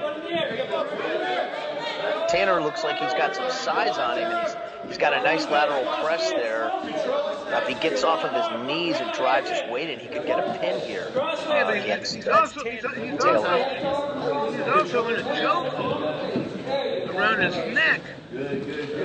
He's got him from the bottom, but he doesn't have it. He doesn't have it that choke well, because if you see the bigger guy there, Tanner's got all his weight down. He's got weight over the shoulders, but Tanner keeps trying to put that half Nelson on Taylor to pin him, but Taylor keeps pinning those hands. Yeah, Taylor hip heist him there, had some active hips. He got off of his blades, and now it looks like the big man Tanner taking the back. I can't get a good look at him. He's going for a cradle. Looks like That far side cradle. Tanner's got that far side cradle in tight. Yeah. Let's take a look on the replay. Big Tanner able to lock hands, gets that cross-face cradle in there. Great execution, flattens out the shoulder blades, and Tanner Pegg gets the pin. Yeah, clean pin, too. Yep, we're headed to fall 2 here. Some hand fighting here. See what they got. They got to watch the heads. The heads are low. You'll never want your head to be low going in like that. You're going to get a hook. Taylor is doing a good job of getting an angle on the collar and elbow tie, getting his head in there.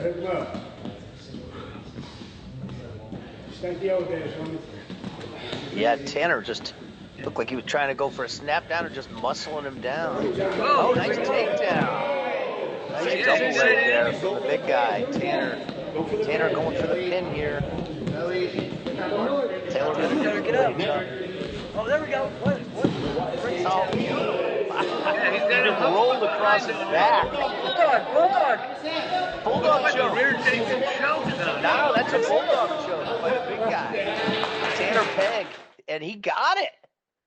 Let's take a look at this choke. You see he got that double leg takedown, and then watch how he rolls across the back here, and then floats over.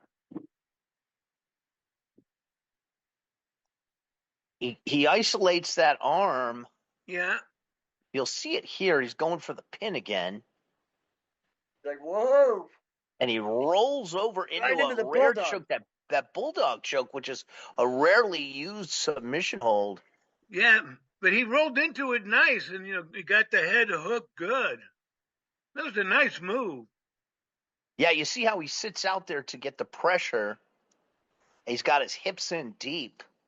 And Taylor Law taps. Tanner Pegg winning 2 straight falls.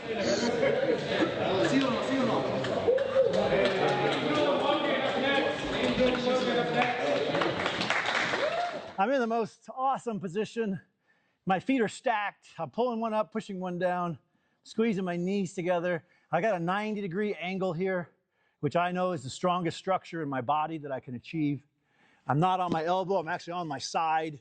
So I know that when I apply this, I can go back here, which is gonna be more than enough to break this man's leg. So with all this position in place, I can then go to my holds. And the first one is your Achilles hold. It's real simple. You just slide it through. I put my fist on my hip bone so that my other bone is up.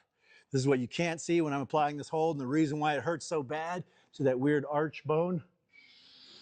So I'm literally putting my fist on my hip, and I'm putting my bone into the back of your leg, and it will break. I've broken some legs in this position because of the correct structure of my body.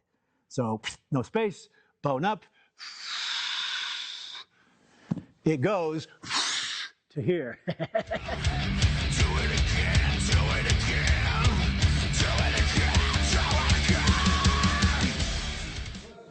Another match over 80 kilogram. Josh Barnett's protege, Snake Pit Wigan heavyweight champion Angel Verduzco with the ponytail and black hair against Logan Smith. Larry? Yeah, there was an old saying for years: if you're a biggin, you came from Wigan, home of shooters where they learn how to hurt you. The original Snake Pit, Billy Riley Snake Pit. You see him snatching that single leg Cradle. and going into a cradle. Get those arms up. That's it. Logan Smith was pinned quickly. You see, Yeah. he snatched that single. He encapsulated the head, and take a look how quickly he gets his cradle. That was beautiful. He floated right into the pin from the standing position, and boom, it's over. Angel Verduzco. Well, he had the head up. He pulled fall. the head up so the shoulders could be down and the head wouldn't stop him. So that was a good move. Excellent pin. As tough as Angel is, he's nice. He's the nicest guy, but he's tougher than hell. So really excited to watch him wrestle here at CatchCon for Shoot Pro. Yeah, we'll see if Logan can get himself back in the game here. Best of 3 falls. Best of 3. Verduzco up 1. Some hand fighting here. Again, Verduzco with the black hair and ponytail. Yeah, they're trying to play that human game of chess and get in the right position and don't put your head down. Yeah, you see what Verduzco's doing. He's got that body lock there. He just drove right in. He didn't even really get a trip. He just powered Smith down to the mat. Yeah, but he had him off balance to do that, so you have to maintain balance. Yeah, and he looks like he may be fishing for an armbar here. No crossface. Powerful crossface. And look at how he used that crossface to flatten Smith out. He did that. He executed that crossface and then switched his weight. And he's going for a pin here. Got that lateral press. Looks like he's trying to cradle the leg. Yeah, Smith doing a good job defending. Yeah, he's keeping his shoulders away from the mat, but he's getting his head in the wrong place. Half Nelson attempt there from the top by Verduzco. Angel is so fast for a heavyweight. That was it. Tap. Yeah. He had the head hooked. You could see he had his head in the wrong place. Yeah, did he get the double wrist lock in here? Tried it. Let's watch this because we missed that finish. Was it a tap or a pin? How fast you can get hurt. No, here it is. Steps over into a full mount. That's a neck Steps crank. over to a full mount, and it looks like he got getting a neck crank. Oh, there's that in Nelson. Here. Okay, so here we go. Yeah. Watch the hands of Verduzco here in the slow-mo. Oh, no, it was a wrist lock. Oh, top wrist lock. No, not toughness lock. Actual, No. like wrist pinch.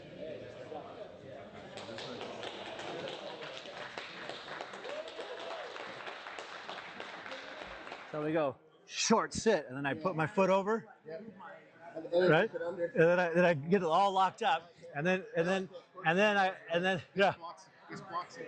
Yeah. Somehow.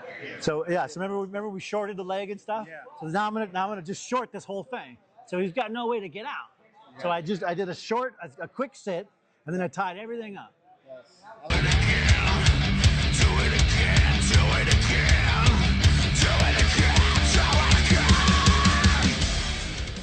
Big bulletproof break Troop back on the mat. Lights out MMA heavyweight champion against Anthony Briones out of Las Vegas. Yeah, two guys. I mean, and this man, when you watch submission wrestling, you got to realize you get pinned, you can get your arm broke, you can get your neck cracked. You know, it's nothing like a freestyle, which is basically takedowns. So, you know, that gets kind of boring when nothing happens. But in a shoot pro here, boy, you could win quick, or you could be in an ambulance. That's why I like to watch these guys. The way they keep their heads in balance. I mean, you don't want to lead with your head. You don't want your arm in the wrong position. You'll break your elbow. And these guys are tough. And this man, yeah. Damn, I'm impressed. I'm glad I'm too old to do this. I'm just glad to have you here, Larry. I mean, not only a great, amazing professional wrestler, but also a Penn State wrestler, man. You're definitely embodying what shoot pro's all about. Oh yeah, I mean the amateur was great, but again too, that was a takedowns and riding time, but you really couldn't hurt anybody. The old school shooters, that's a different story. Shooter will hurt you. It's not like freestyle where you take someone down and then you get up again and just looks boring after a while. But and Larry, you had experience learning from John Foley as well on the hook side. Oh yeah, and he was from Wigan. Your moves right there, just gotta. These guys are hand fighting, man. This is real physical chess. Yeah, the human game of chess. We're both looking for. I mean, it's really amazing. Just one little angle and then one move, pop an elbow. You can see how they keep their foreheads touching because when your opponent moves, you can feel it and then you react. Anthony Briones goes by Bear as well, and Bear has given up a lot of weight to Bulletproof Troop. Oh yeah, Troop's a big guy, 6'4", big, thick pro wrestler, lights out MMA heavyweight champion in MMA. You see a lot of collar ties here, and you see a lot of head-on head in the collar tie. Now, if a guy really... Just remember, like, big guy, but when you're on the mat, you're both the same size, basically. Yeah, and in these collar ties, if you can work... Look at that drag! Oh, nice. The leg! Oh, he got his back!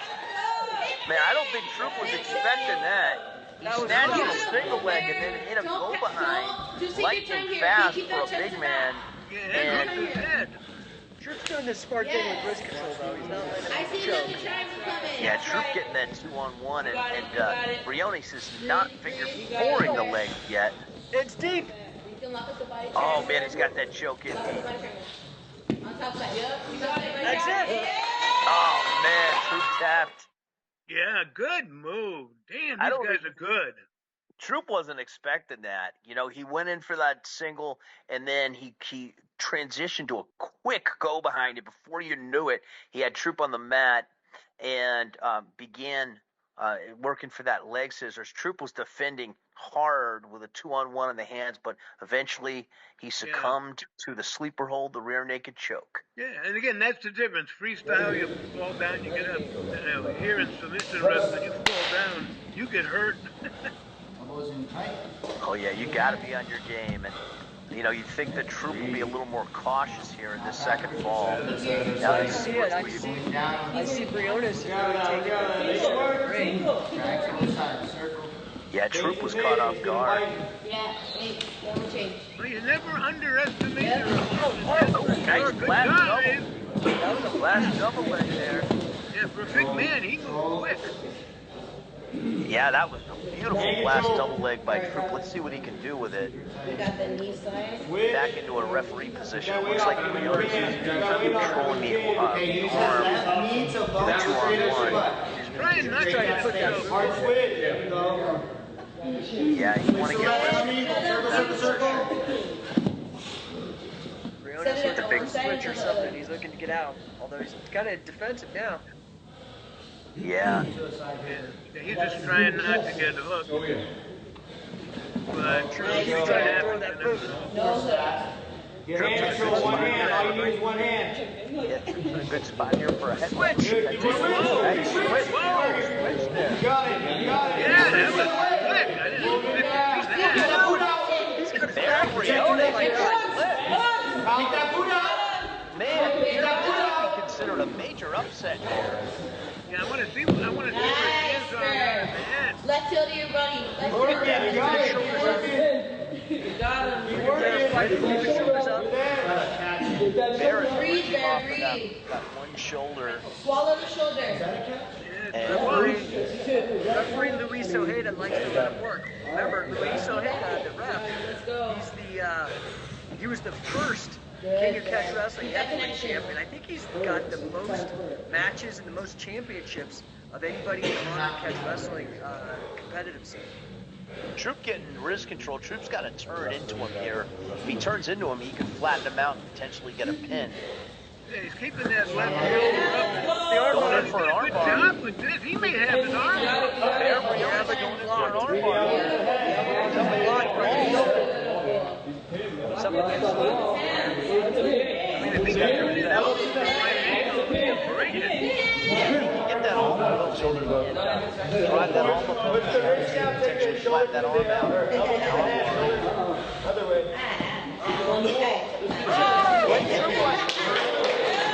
Got caught there. Man, 2 falls? And man, if you would have told me that before this match, take a look here. He gets that ulna bone in. He's pressed up against the wall. And Troop trying to turn into him to relieve the pressure, but he straightens out the arm and gets the tap. Arm bar win by Bear Briones. Here we go. Ready? Okay, go. Use your shoulders down to the mat. You're screwing somebody's up.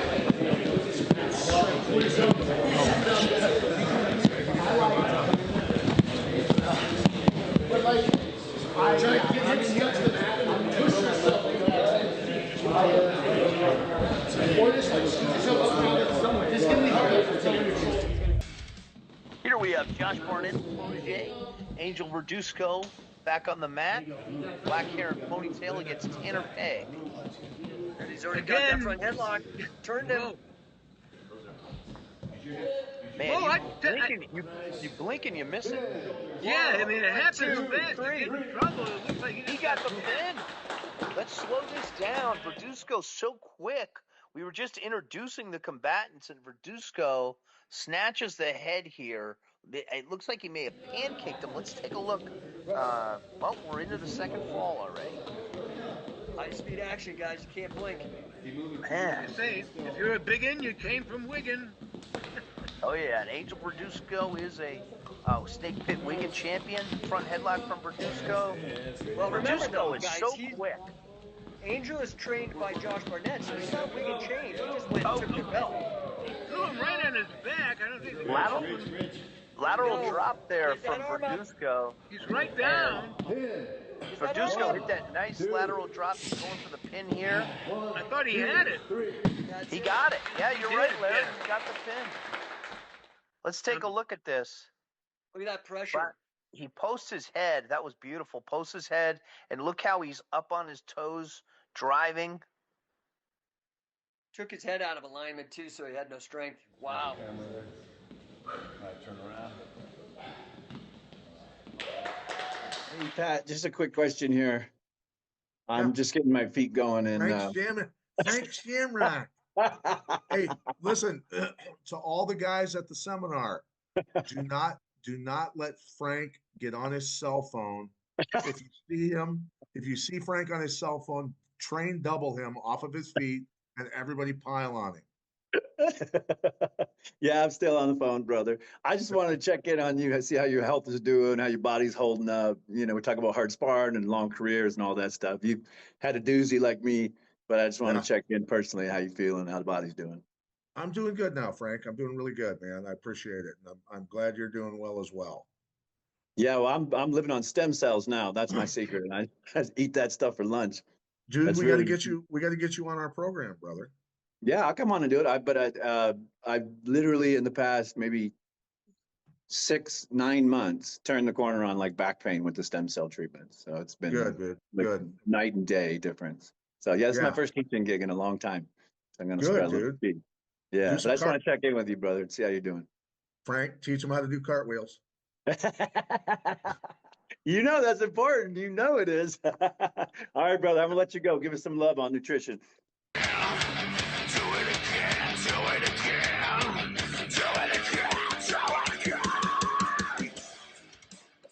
Back on the mat for the championship match for the $1,000 and the Shoot Pro belt. We have Angel Verduzco out of LA, Josh Barnett's protege, against Anthony Bear Briones, who's coming off of a big upset win, 2 falls in a row against Blake Bulletproof Troop. Anthony is from Vegas. Bear Briones. Yeah, I tell you, almost deceiving the way he sets you up, but then all of a sudden, before you know it, he's got you. I mean, I've gained a lot of respect for this guy. I mean, he's playing that human game of chess. He's got his balance. He's standing straight up. Look at him, how even when he moves, he's in balance. Just took out some of the ladies in the front row. Takedown by Verduzco. They almost went crashing into the ladies there. Bear is barefoot too. He's a wild man. Oh yeah, Bear Briones, a local Vegas boy with a huge upset. I'm still reeling from that upset win he had over Blake Troop. That was shocking to me. Yeah, again, well, you never underestimate anybody. The human game of chess, you go to play and win. Neither one of these guys are giving an inch. They're just back and forth. You see how Angel Verduzco, how he uses that double collar tie on Bear Briones. And he shoots in for that single. And then look at that. From a single from Verduzco, and Briones returns in favor. And just like that, Verduzco is behind him. Dude, that went 3 different ways in that scramble. Oh, yeah. You had both guys shooting for a single, and then before you knew it, Verduzco was able to get the back. Amazing. Fast action here in the finals. And you see Bear Briones, just like in the last match, if you recall, against Troop, he's in that referee position, and he's tucking his elbows, keeps his elbows tucked, so he can't get caught with anything, and he's just making Verduzco work. See how he's making Verduzco work? And he's tucking his elbows, and he's using that stocky frame to avoid not to enable Verduzco to get look, you could see Angel trying to put that wedge in with that left knee so he can get the boot in, but Briones won't let it happen. No, he's got an amazing defensive position from the referee position, does Anthony Bear Briones. I'm very impressed with that. Look at that switch! He did the switch and then he explodes. Yeah. And Bear Briones is real impressive. He conserves his energy, makes his opponent work, and then he explodes. Oh, but he got the boots in this time. Yep, got the hooks in there. Trying to take the back of Bear. Bear's got wrist control, though. Nope, let go.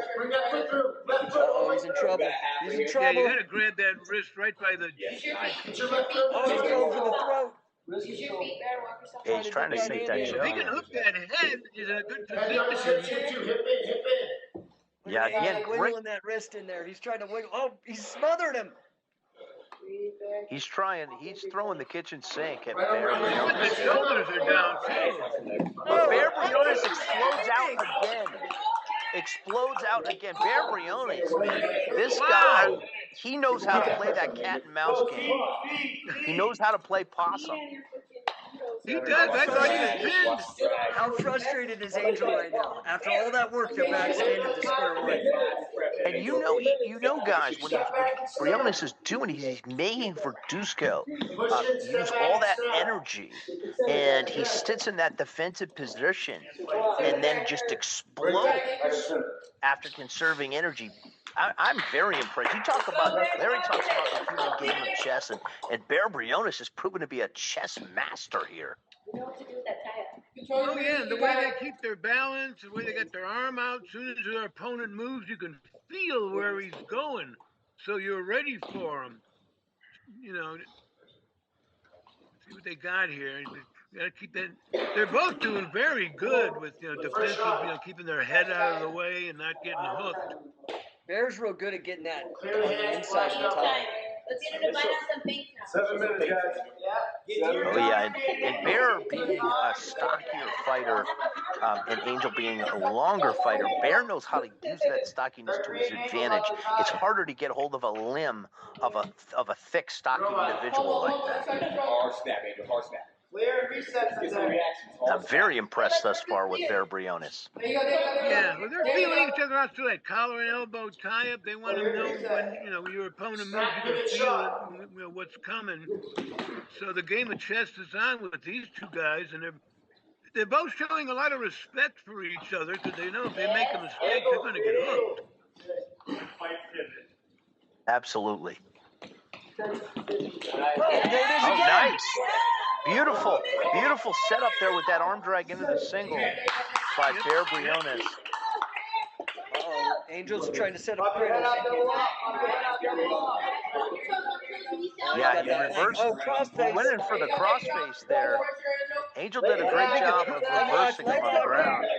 Yep, big block from the bottom. Oh, got it out. Oh man, this is frenetic, fast-paced action here. That was a beautiful arm drag by Bear Briones into that takedown, that single leg. But immediately, Verduzco had him scouted. These guys are high level. You can see the way they're approaching each other. They're both head-to-head, arm, collar, elbow. I mean, they got a lot of respect for each other, and they don't want to make a mistake. They don't want to leave an opening because they know they're going to get hooked if they do. So this is a classic game of chess we're watching. Absolutely, and Bear Briones set up what we used to call a sucker drag on Verduzco, and it worked. Verduzco reversed him so quickly on the ground, and he had his back. I mean, it was just amazing, the skill of these guys. For us, I mean, they're working their ass off, but for us fans, I love this back and forth, man. It's like counter, recount, I mean, and scramble. Oh, yeah. Yeah, they're both putting on a great defense and then trying to get that offense in there when it's safe. Because they don't want to get hooked. So they both showing a lot of respect for each other. If you notice, Verduzco uses almost like a plum there with a double collar tie, trying to pull Briones down. Yeah, I wonder how much time he spent with Eric Paulson, because I know Paulson loves that plum. Yeah, Paulson loves that plum, and I don't know if he was out of CSW in his time. I know he trains there every once in a those while. guys. I've seen footage of him, if I remember right. Yeah, I mean, really, Jake and Larry just so impressed with both these. A single attempt by Snatched Verduzco. it. Oh, whoa! Oh! Got him. Where's his head? Man, Briones into more of a crucifix position, and he returned the favor because when Briones hit that single from that arm drag, he was reversed by Verduzco. He's getting nasty with that crossface. Yeah, look at that. You don't want your head in that position. He came in with his head low, and that's what happens. Yeah, you come in with the ulna bone on the face, on the jaw, on the orbital, across the eye socket with those cross faces, man. They are brutal, and Bear Briones is a brutal grappler. Bear's got that double wrist lock strain. Oh yeah, and if you turn the neck to a certain angle, and I mean you can crack it, the vertebrae break. Oh yeah. Looks like you got it. Yeah, Briones got the tap. Let's take a look at that. Slow it down a little bit from a different angle. Yeah, from this angle you can see the leg across his neck too. No, it's a choke. What is that? He's got his choking leg him. hooked The him. armbar. Take a No, look, it's a guys. choke. He choked him with his leg right across the throat, and then pulled up on the arm, straightened out the arm. First fall goes to Bear Briones, man. This guy's a beast. Bear Briones with a very creative submission there on Verduzco after a grueling first fall. And Bear, you know, like Angel is a top prospect from Josh Barnett, a Wigan champion. You know, won the Snake Pit, tournament. So Bear is, and the Bear also got through Blake Troop. This is absolutely an upset. Yeah, Bear. I'm very impressed with Bear. He went to that plum again. Did Briones? Did Verduzco? It is. Yeah. Win single. Yeah, he's been careful now. He doesn't want to get hooked again. Yeah, he tries to use that plum like to get a snap down. He hasn't been successful, but it wears on guys when you have that double collar tie. This guy's been wrestling for a while. He's setting him up. He wants to go in, but they're keeping their head up. There you go. See? He got out of it. I'll tell you, Bear Briones has got great movement. Did you see how he did that sucker drag again and then went in for that low single? That was beautiful. He's trying to set something up. Yeah, it's called the art part of the. You try to set a trap, get the man in position where he's off balance, then put a second bam, and then make your move. That's why they got their heads together, so they can feel something coming and move out of the way. Yeah, using their head like a third arm. Yeah. There we go. Pummeled in. Got the underhook. The body lock there. And a reversal by Bear. That was beautiful. Did you see that? Yeah, he held back, and he's got his head hooked. And he's got the body scissors, and he's going for that crossface again. And he's trying to maybe drop it down into a choke. The ref's in the way there. Now he's got the figure four. Yeah, he's got the figure four body scissors. No, he but let it go. The way that head, I can't see the hand position there from. Yeah, I can't either. But it could spell trouble. It's not looking good, guys. Uh-oh, is it that same setup? Like a Peruvian necktie. It's similar to like a Peruvian necktie. No, he goes right into an armbar. No, he's got the armbar. He can break it. You got it. That was He's got beautiful. a tap out. You can break an arm like that. Well, because Verduzco was so submitted that last time, he threatened with that Peruvian necktie position and then transitioned into an armbar. And that was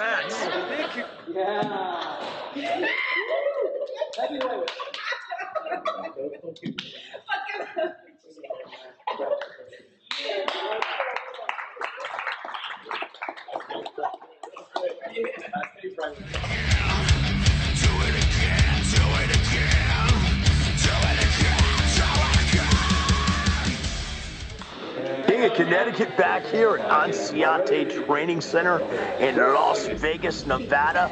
We have Jenny Santana joining us, along with Jake Shannon, as it's the Tucson Teabaggers battling the Ebony and Ivory. Oh, whoa, there we go. So that's Jean-Luc, man, I'm going to mess up his name, Lebesiani, but he goes by Mufasa. He's an LFA guy. He's already dominated. Look at that, dude. He tried that crazy armbar. Uh-oh, pin. Yeah, he's a 26-year-old pro MMA guy, so he's pretty much dominant right now. Yeah. Oh, that was so fast. It's over? It's over. Oh, he fucked that up. Yeah, guys, Jean-Paul got the pin here. Let's take a look at how he does it. He comes up underneath the teabagger Guzman. He's got almost side control. So hooks the leg for a cradle and posts his head down nicely. Goes into a lateral press position there, as you see the referee checking the shoulders. Hope he got it up for a second. Yeah, I would think I thought he was going to try to go for a head and arm choke, but he's just trying to get the pin and keep him flat. And Mufasa moves like a wrestler, dude. He carried that weight. They're doing it again. Chris Guzman, in his defense, wrestled that 45-minute Ironman match prior to this match. Back for the second fall here. Jenny, this is some fast action, huh? Yeah, these go really fast. This is my first time, experiencing this, and this is pretty good. This is not going to be, this will not bore anyone. Jenny, by the way, daughter of WWE Hall of Famer. Nice takedown. Whoa. Oh, I think I thought he was going for the armbar. Uh-oh. Oh, man. Reverse triangle, but he got out of it. Chris got out of it. Get to your corner. Oh. Oh, nice sweep by Chris. Oh, he got it. He got the heel hook. Oh, I didn't even see. My thing got blurry. Yeah, you got that heel hook submission. Real tricky here. Oh, yeah. Dang. Okay.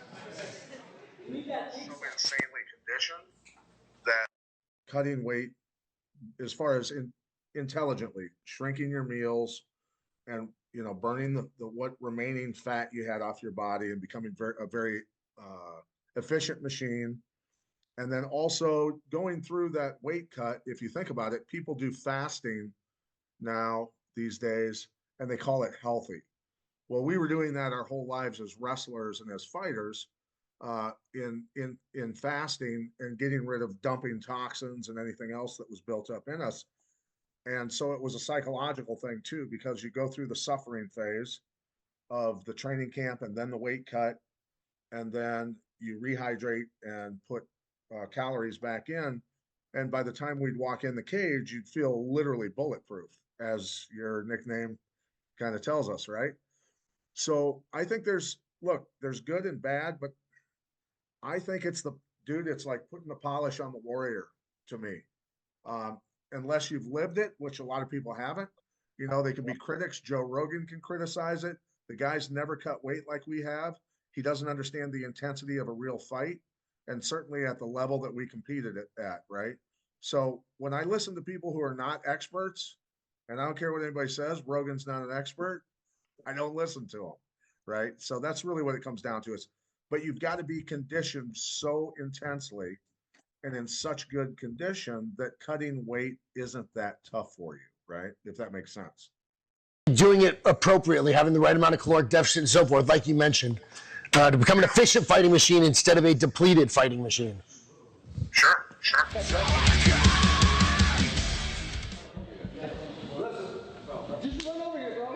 going for an immediate tag. Back on the mat here is the South Face Stranglers with Bulletproof Blake Troop, who we saw before, taking on the Rocky Mountain Avalanche. Here we go. Bulletproof has been back pretty good. I think this might be it. Dude, this is a major size mismatch. By the way, there it is. Submission. So the Rocky Mountain Avalanche have 3 people, so they agreed to a handicap because of the weight. Well, it didn't matter. It didn't matter because the South Face Stranglers got the first fall. Bulletproof Blake Troop with that rear naked choke. And here we go, Jenny. We're off to fall number 2. And they can still only have one person fighting at a time, so those 3 people may not be. Well, remember, if there's a tag, there's 10 seconds of interference time where the other partner can come in, the one who's tagged. You would think the Avalanche would want to make a tag after that quick win, that quick first fall by Troop. It doesn't look like he used much energy. Oh, he tagged again. Okay. Oh, 10 seconds. Let's see. They're both on him. He's going for the He has to use this 10 seconds more valuable than the first match. It did not help again. Oh, man. Avalos is going to he's getting beat up again. He's working. He's fighting. He's tough. Avalos looked good in his first match against Billy Coffey, but it's been all downhill from there as he's got the big man, Troop, muscling him around on the mat. I think he's going to tap soon. Darcy, yeah, looks pretty tight. Yeah, he's got that Darcy, right. Yeah, Jenny, take us through this submission here. Yeah, so he has his arm over his I don't know the guy's name, but the guy with the t-shirt, his arm is trapped in there too. So he's choking his own arm is literally choking him. Yeah, that was The shirt Avalos who squeezes, was choked out. that oxygen just goes slowly. The years, how has your training changed?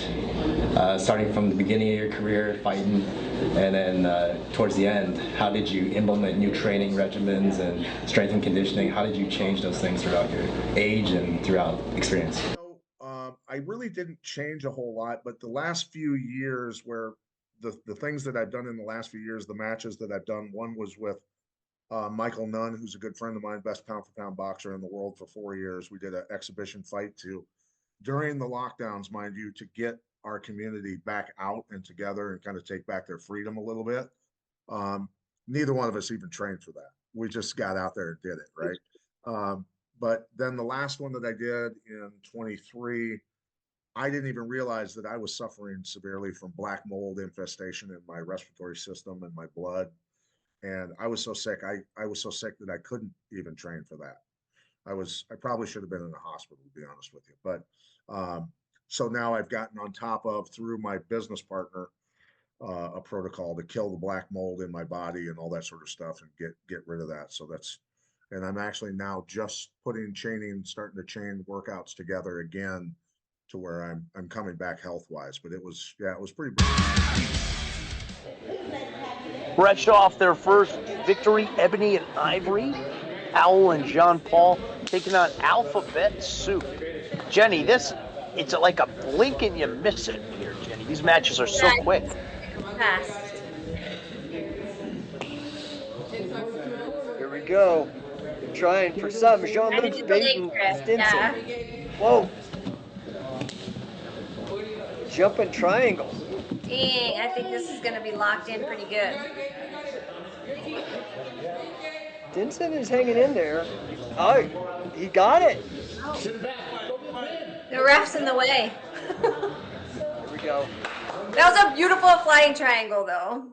Man, he loves that. That's how he opened that last match. Mufasa, he jumped right up. Ooh, that's tight.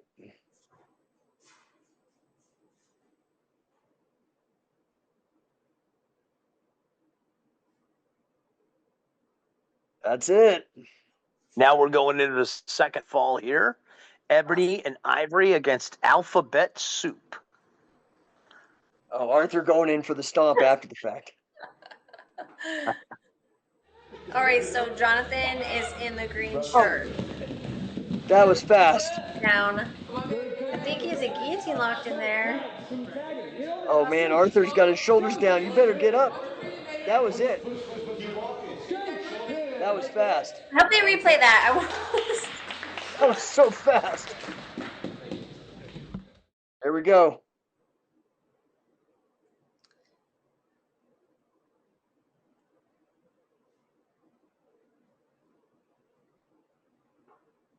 I think his shoulders are flat on the mat there. Yeah, that was the pin. That was fast work. All right. That was a choke pin there by Powell. Impressive. So they move on again, right? Because they had already moved on. That's right. It'd be a tough team to beat. That was quick. I mean, these guys are both professional MMA fighters. So, I mean, they are definitely dominant. All right, good job, guys. They're dominating. Yeah. Ebony and Ivory.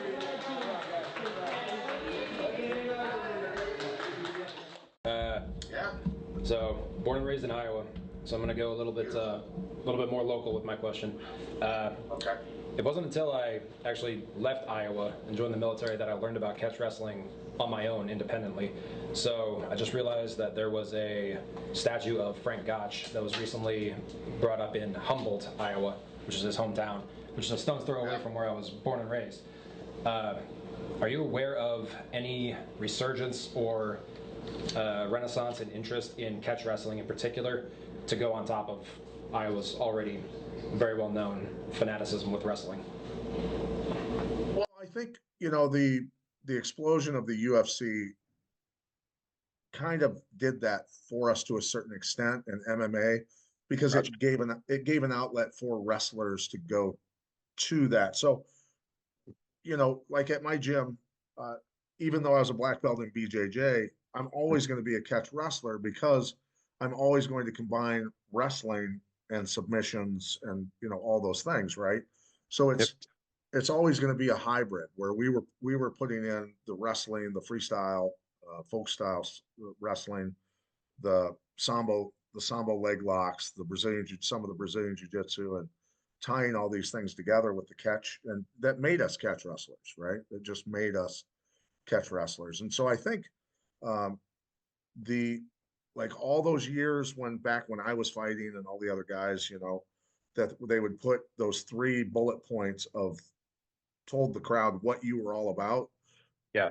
Most of those guys had in those 3 or 4 bullet points, all-American wrestler or whatever, which inspired a lot of kids, to wrestle. I mean, for God's sakes, wrestling is huge in Texas now because of it, right? So we've seen a huge resurgence of that. And I think it's important for people. And I always tried to say, back when the Gracies in the 20s, when Helio Gracie was doing his thing, well, the boys in Iowa and Minnesota were crushing the terrible turn.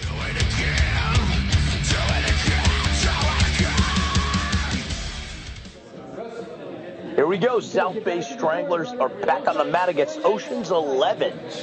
Well, this time they opened up with Taylor Law, who already grabbed that single. Yeah, but it's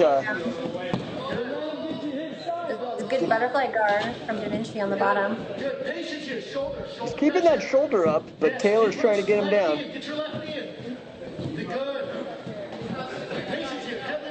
Got his back. On his back. It's tough for a guard player because you could be if you're used to. Oh no! To get tag! Oh, tag! Oh man, poor Da Vinci, Jesus! Oh god, he's gonna get his. He must be famous for that rear naked choke. I think that's what he's got synced in again. Oh my god, I think I've seen this in a prison film. Is that his specialty? Jesus. 2-on-1, both these guys big timers.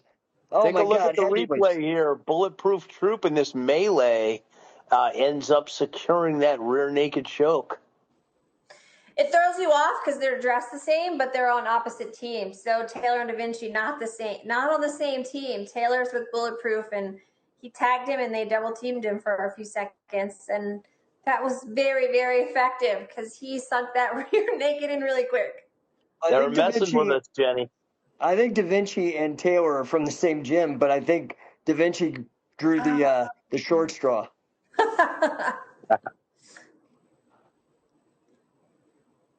Here we go. Getting into fall number 2 here. So Ocean's 11 is actually the team comprised of 3 because they were trying to match the weights. So we did there's a 550-pound tag team weight, but all the guys on Ocean 11, he's doing push-ups, taunting him. Oh, there's Billy Coffey, all the lightweights versus the heavyweights. This is interesting. Now this is almost a tag team. Oh shit! This is similar to that fight championship from back in the day. Oh, he's doing that back again. Poor Da Vinci.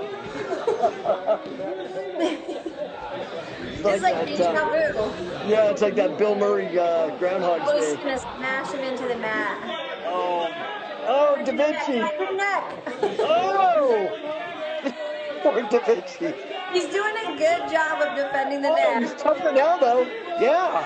Oh, I think he's gonna try rapid guillotine. Oh, this one might. Vinci is very tough. That one's sunken in. Troop ragdolling him with that front headlock there. Yeah, his shoulders look pretty flat on the ground too. Yeah, pin. Okay. He got the pin. Yeah.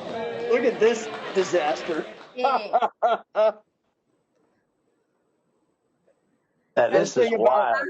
All 5 men for a few seconds over there. Yeah, the best thing is, my favorite thing about the tag team rules is the interference time when you can have your tag team partners in for the 10 count. I mean, I think it helps you so much. Like, that's a long time. 10 seconds for 2-on-1. To have a gang fight, yeah, no, thank you. Especially with that guy. He's got to be what, like 6'4" or something? Yeah, he's big. 270. He's Blake's the lights out fighting championship heavyweight champ. Watch how he's grimacing as Blake is punishing his face, those cross faces, until he gets that choke suck in. Yeah, Beautiful you'd be setup. grimacing too with all that weight on you, trying to Yeah. smash you into oblivion. And then he jumps into a front headlock and just ragdolls him down. Yeah, but you know what's funny is he actually wins with the pin. Da Vinci's pretty tough. Oh yeah. Yeah. What he did, he pulled up on the head and then posted that one leg to get that pin, to get those shoulders flat. But Da Vinci did a valiant job fighting it off. Yeah, he seems like he has really heavy hip pressure too on being a mount.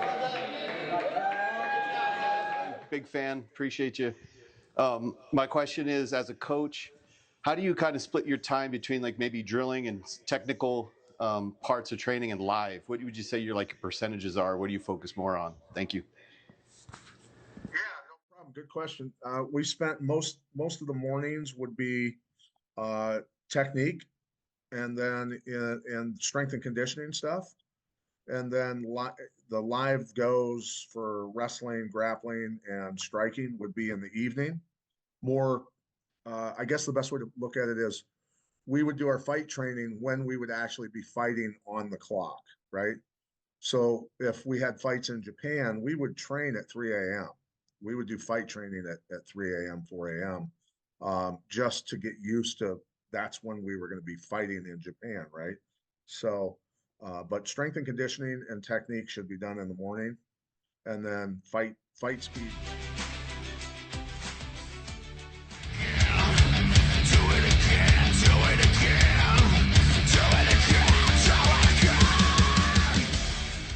All right, the finals. This is for the big money, the pay window. Ebony and Ivory, Powell and Jean Paul against the South Bay Stranglers, which has kind of been a one-man team with Big Bulletproof Break Troop dominating. But I mean, they should both be nervous because they both saw some pretty impressive stuff from each other. Like the pins, super impressive, but also the jumping triangle, the flying triangle right to a submission. That was pretty good. If I'm Blake, I'm watching out for that jumping armbar, jumping triangle stuff. Yeah. But you got two professional MMA fighters going right now, and $1,000 on the line for this division championship for the tag teams in CatchCon in Las Vegas. I think maybe Blake pride is more than the money. They just want to be the champ. Nice and relaxed. You get the belt. Yeah, pride is on the line. Blake Troop, also a professional wrestler, the only professional wrestler in this tournament. But these guys are all professional wrestlers because they're wrestling cheap pro wrestling for the money. Oh! Is he going for the armbar? Oh, he's going to get the back? Oh, wow. Just exactly what Troop was doing to Da Vinci. He has not been in this position yet, so let's see how he recovers and gets out of it. Yeah, Troop tried to ragdoll Jean Paul with that front headlock. No one can nail. Oh! Is he going to run out of space? Yeah, Troop is turning into it, but he got him. Got it! Wow. Hey, he did not let that go. That was a beautiful fireman carry. Yeah, I mean, that high crotch, that like duck under high crotch type of thing, and then he got that single leg and then just was on top. And then he transitions really quick. Look at this. Yeah.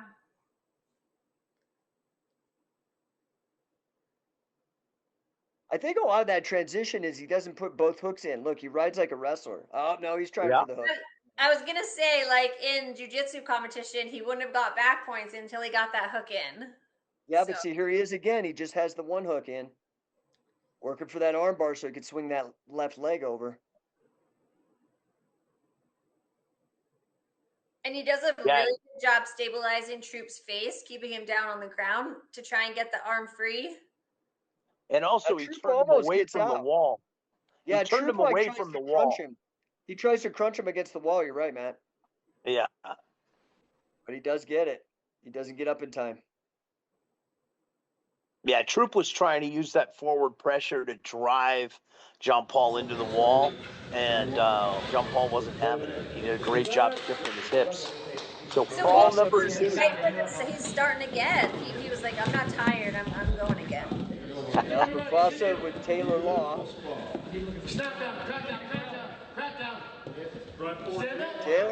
Taylor with a nice reversal. Oh, John Paul kept that control. No, dragging him over. Here comes Jonathan. Oh, the tag! Oh my gosh. Oh Jesus. Here comes Jonathan. Yeah, I think the tag. They're gonna get this one. He did it. There we go. He got him. We've got winners for the tag tournament. It's Ebony and Ivory. Look how much fun the athletes. Look how much fun the athletes have with the tag, though. Everybody's got a big smile on their face. Yeah, I mean, it's such a new take on, grappling and wrestling. I don't think we've ever seen this before, like the tag team with it, and then the 10-second rule. So I think more than the fighting strategy, they have to use that too, because they get to their corner, they get 10 seconds to double team them, and it's easy to have a wrap when it's 2-on-1 at that skill level. Yeah, Ebony and Ivory, they've got the belts. They're the champions. They're headed to the pay window. Ebony and Ivory winning the Shoot Pro Tag Team tournament. Nice belts. I might have to compete in this. I can see that. We're gonna get that women's waist, Jenny. We're gonna get that women's division going. There they go, the champs. And Jonathan with his under 80 kilo belt. And how to control another human's body really haven't changed that much. There's a lot of, say, for instance, people in grappling who think they're inventing techniques. That they're not inventing anything, they're rediscovering, right? And let's talk about legs. Legs are a great game to play, but if you blow your knee out, your career's over. You're done. So that's a very high risk game you're going to get into. The other problem with legs, it's a 50-50 game. If you got a leg, I got a leg. Now we're both risking our knees or our ankles or whatever. So it's the mindset. Do I want to take a 50-50 chance over here? Do I want to go down this route in this game? Or is there another game I like better that might make me feel a little more comfortable? And if you played the game, it's a fun decision. You're like, fuck it, let's roll. If you have it, you're like, oh, he's got my leg. So let's start with the legs, and you don't have to do anything but sit there, and I'll show you the most important position that we're all supposed to be getting to. Because it's really hard. How many guys have broken a human leg before? That's my own hand. Yeah, sure, that counts. Raise your hand. Okay? It takes quite a bit of effort, especially the bigger the joint, the bigger the bone. It takes quite a bit of effort to break a leg. I've broken quite a few legs. It takes a lot of physical effort. And so your technique, your mechanics, all that stuff's got to be tight, because when you're fighting for real, I'm not going to give up unless you are literally going to break my leg. I will not give up unless I know, yeah, my leg is going to break now. And then I'll be like, okay, you got me. Shake hands. We're just trying to get to here. That's literally it. That's all the game is. If you play this game, you'll never be scared of leg locks, and you'll leg lock the shit out of everybody. Because they all get here and they go, ha, the foot, ha! And they forget about the structure. We shake hands, and then we're just trying to get to that position. Go ahead. No. Stop. No.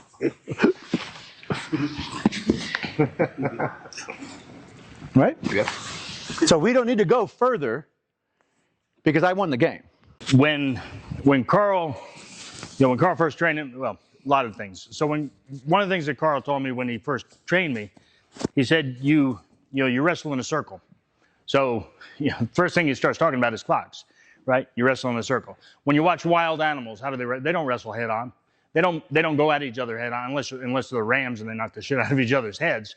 But they wrestle in a circle. So everything we do has a circular motion to it. This is the height of, believe it or not, this is the height of wrestling technology. This is absolutely the greatest shirt for wrestling. Anybody know the clock theory that Wade came up with that Danaher loved to rip off and not cite him? There's a very simple theory, the theory of the clock. Everything we do has a circular motion to it.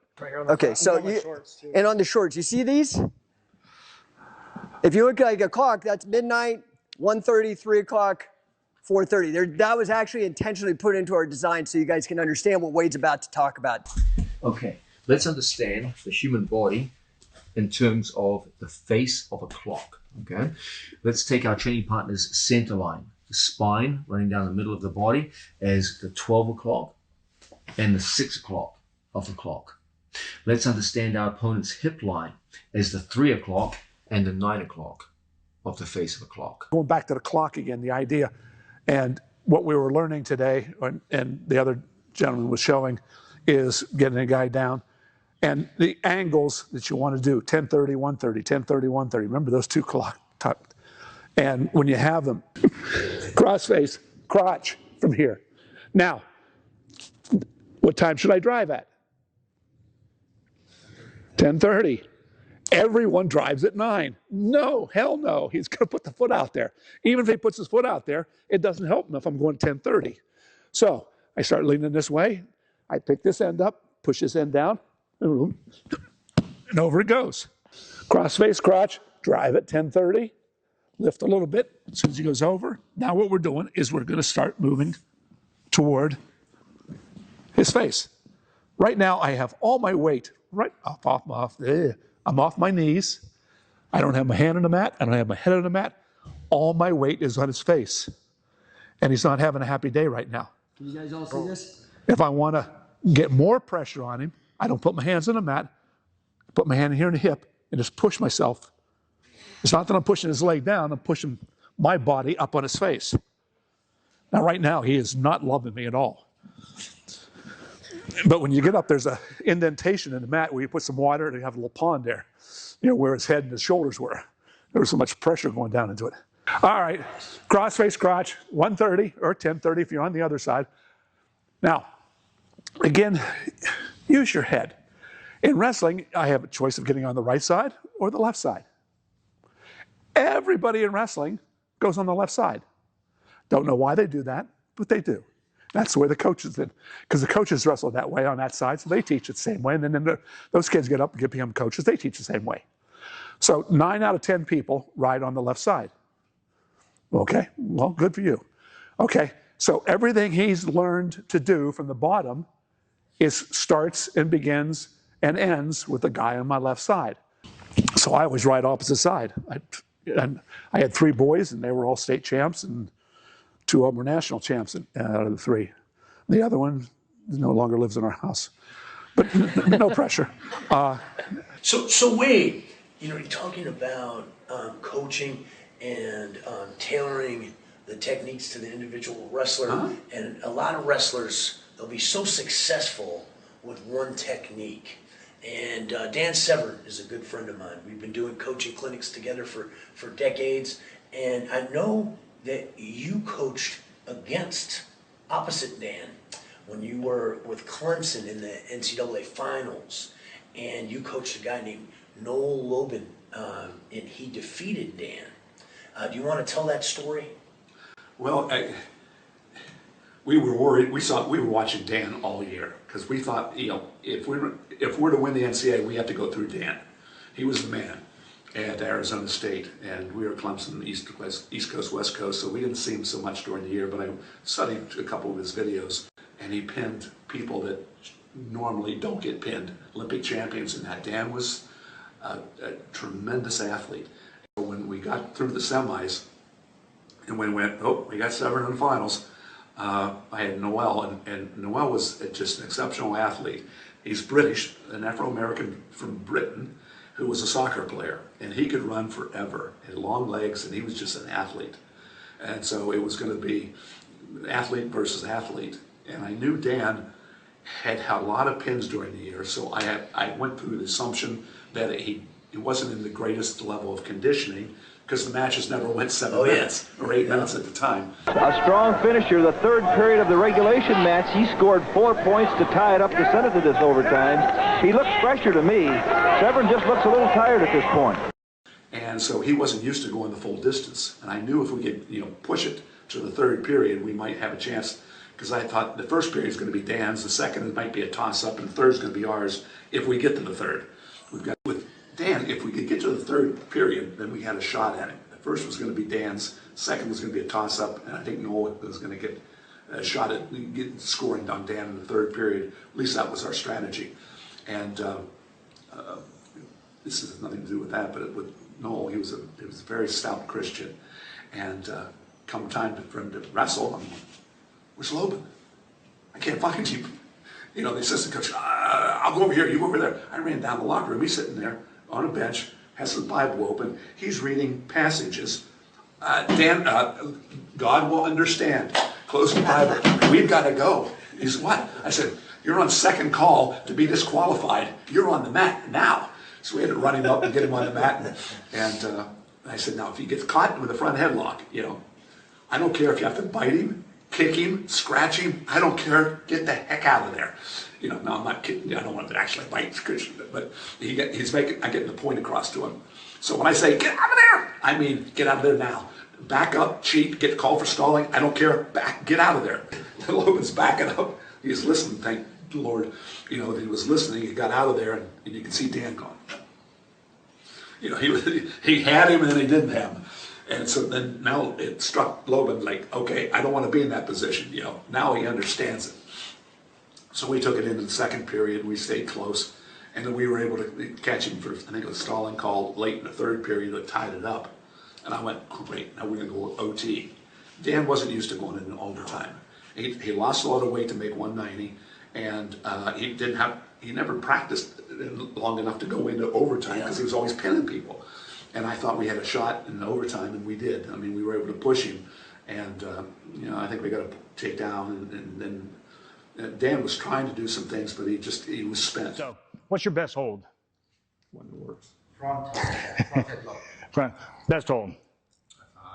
Okay, best hold. Now I'm going to sound like a real dick. You're all wrong. You're all wrong. Your best hold, conditioning.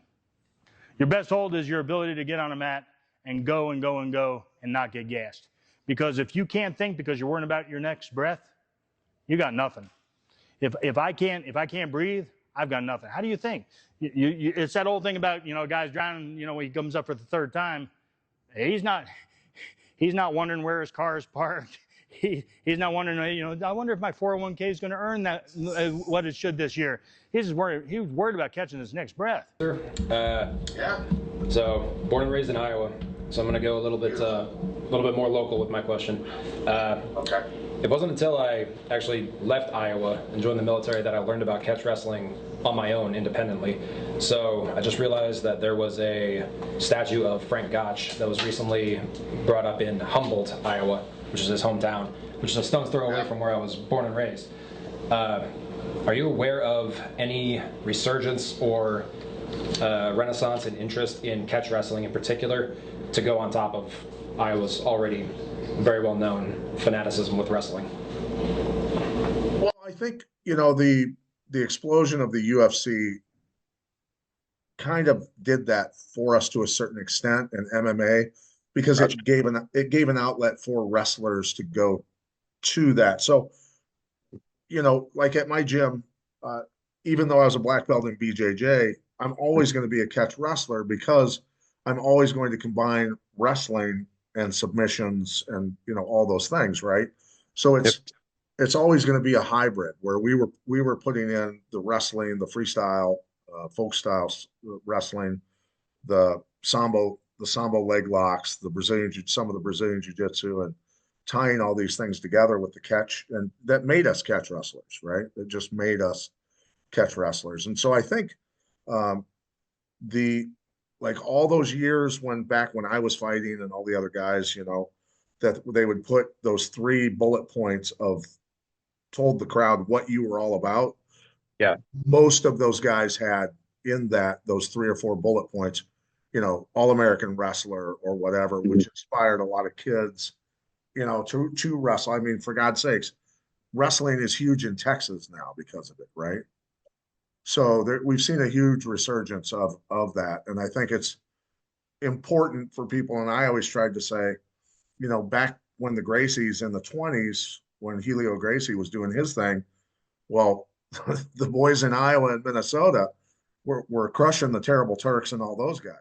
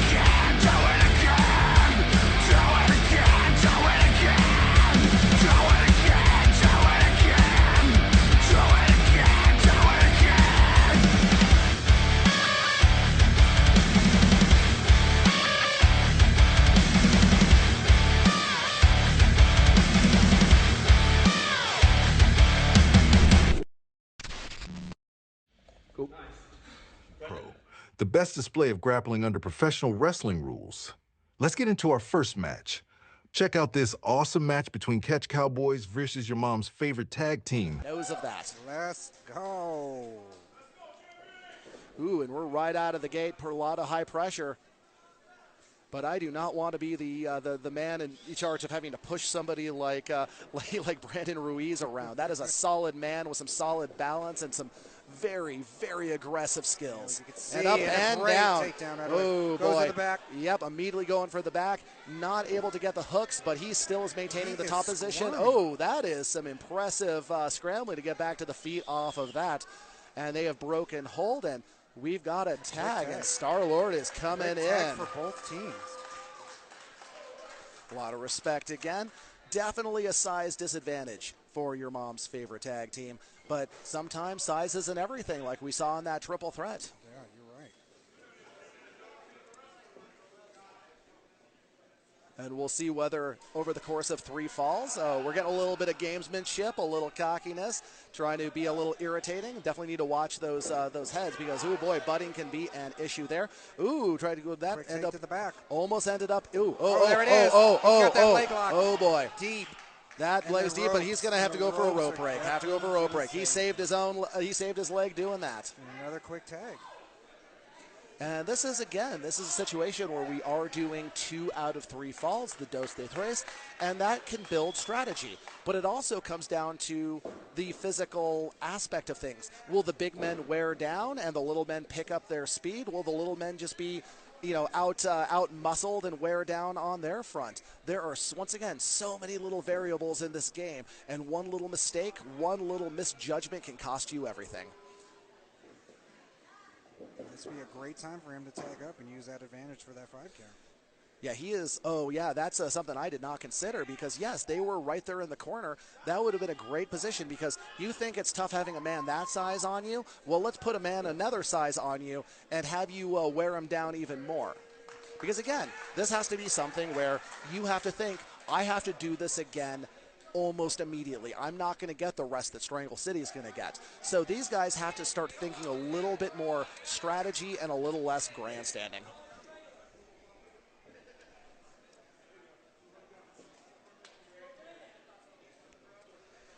Once again, we do have some aggressive behavior because we are working on those tie-ups. We are being very active on the feet, but once again, we don't have a lot of time. We are dealing with 5-minute rounds. We are working with a 2 out of 3 falls format. So they're doing a lot of feeling around. Oh, and as soon as I start talking trash about a lack, we have another rope break. So the fresh guy in. Yep, we are getting some fresh guys, but once again, we do have a size disadvantage.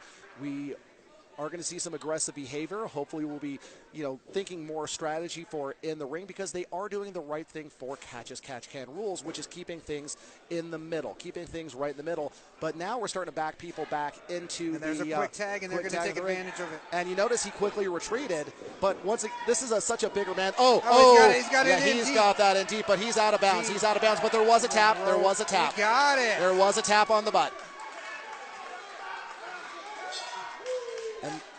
And like we've talked about, every time that move gets put in a position, if you've ever watched Sakuraba versus Renzo Gracie, or Sakuraba versus...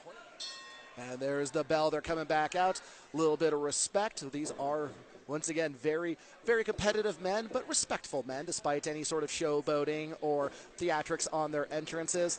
And they are working hard. He's got that leg, but it's showing great balance, staying on the feet. And now they're going to have to the double team. So we're going to be able to go right for that neck. To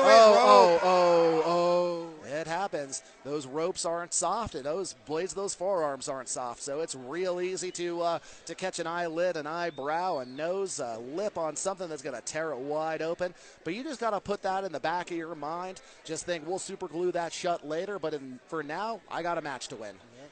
We'll see how much it does affect him, especially being right above his eye. Oh, yeah, because it does become a worry, because it can lead to a stoppage. It does. Try to go for a quick leg sweep there and was not able to catch it. Now, again, they're in the corner. Great job of using the advantage of the tag. Yeah, they are being very good at getting people getting the opponent into the corner for the double team. They just haven't been able to really do much with it. I don't feel like they went over a lot of strategies for it the way Strangle City did. But once again, even if all you're doing is putting an extra 240 pounds on a man for 5 seconds in a combat sport, that's going to sap his energy. That's going to take his endurance away, and that can pay dividends down the road. It wears on you. But now we got a fresh man in, but we're just not seeing the kind of explosive. Not sure what just happened here.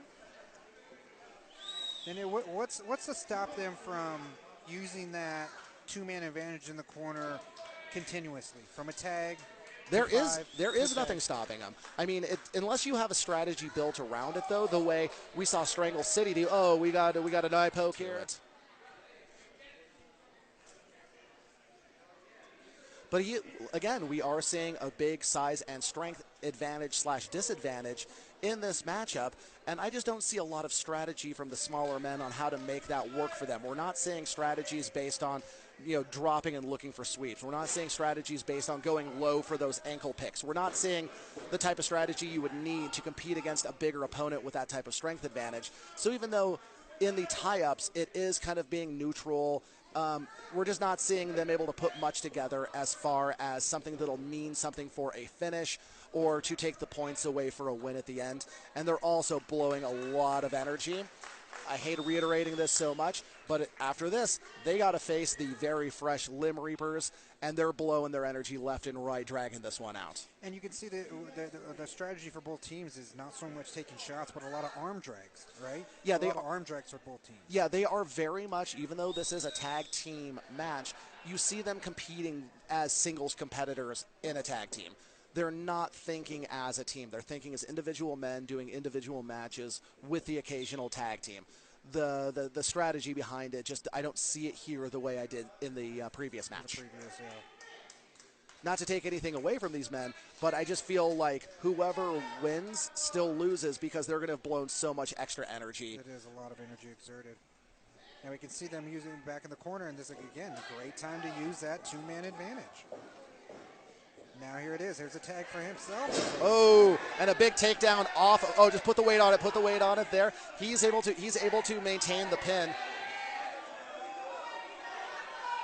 Now see, there's some confusion there because he didn't realize the guy has been tagged for a while. Oh, and a great reversal. Watch his neck. And almost had that reversal. Almost had that sweep.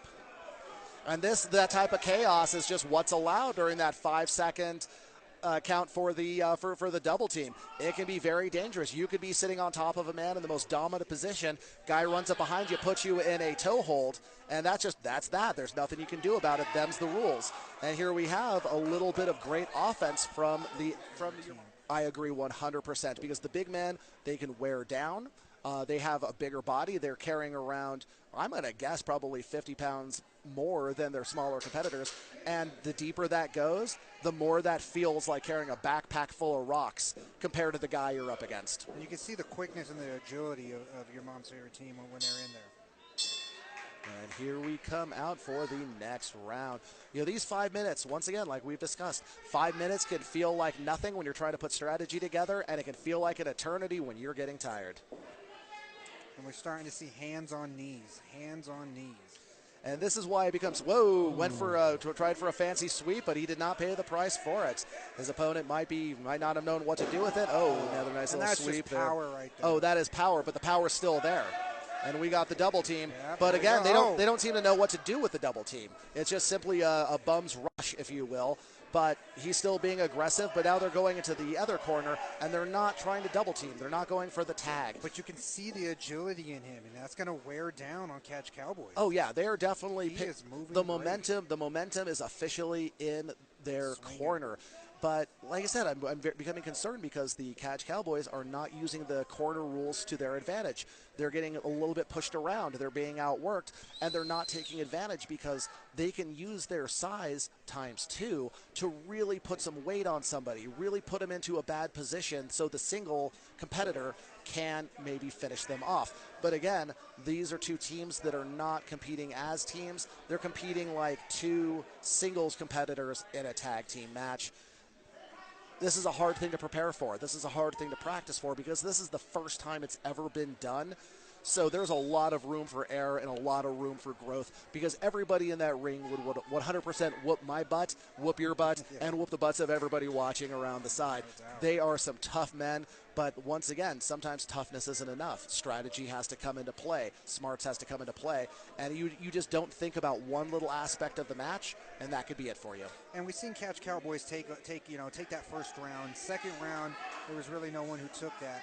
But I think that they really have to have a definitive win on this one. To be able to let it go down to the decision, I think they have to get a fall, a submission, some kind of definitive win for your mom's favorite team to be able to put this in anyone's hands. And I do not envy the judges if this does go to a judge's decision because we have not seen any definitive point deductions for the most part. We have not seen high amplitude throws where you are thrown where your feet go over your hips. We have not seen rope breaks off of submissions, but we may see one here in a minute because that looks awfully tight.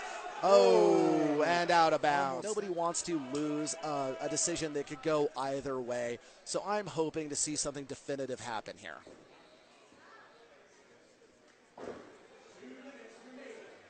hear right there, 2 minutes, so the time is running down. And he's just too big.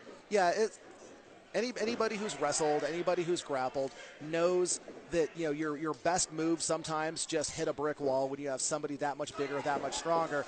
And now it's one of the first times we've really seen them think as a team going for that double team. But it just doesn't seem like they're doing a whole lot with it or can do a whole lot with it. He was very smart. He knew he was about to be double teamed, so he just stuck his head down and hugged very tightly to not give up his neck or his arms in any way. Great takedown. That's just pure power. That was just a steamroll. But now we got a double team, so it becomes meaningless.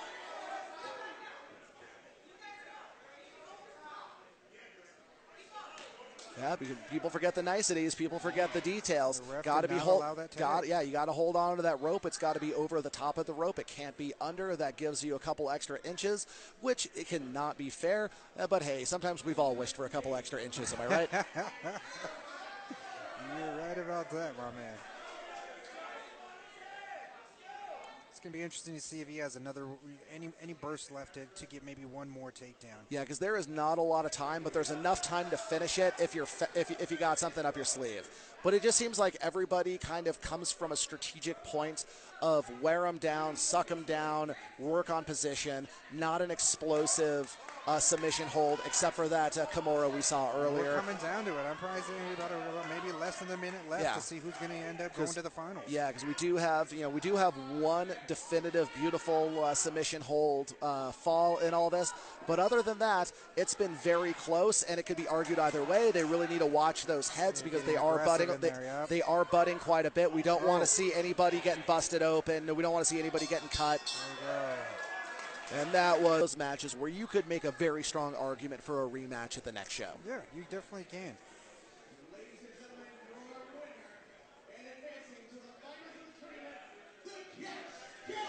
And what Cowboys take Cash Cowboys move on, but how?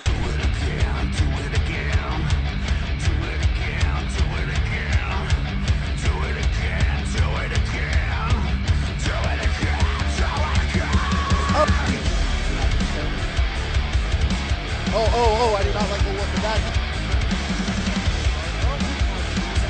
It does give you a winner. Try dropping that right to that ankle. Almost style slip. But he gets hold of that back. Oh, he made that.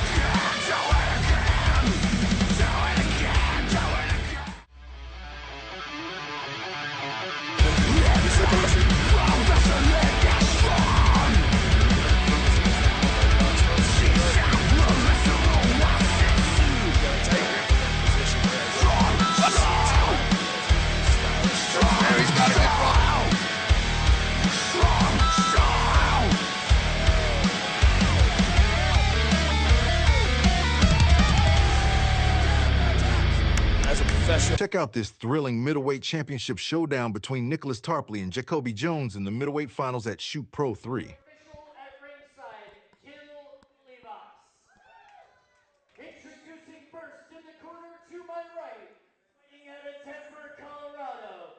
He has spent the last 8 years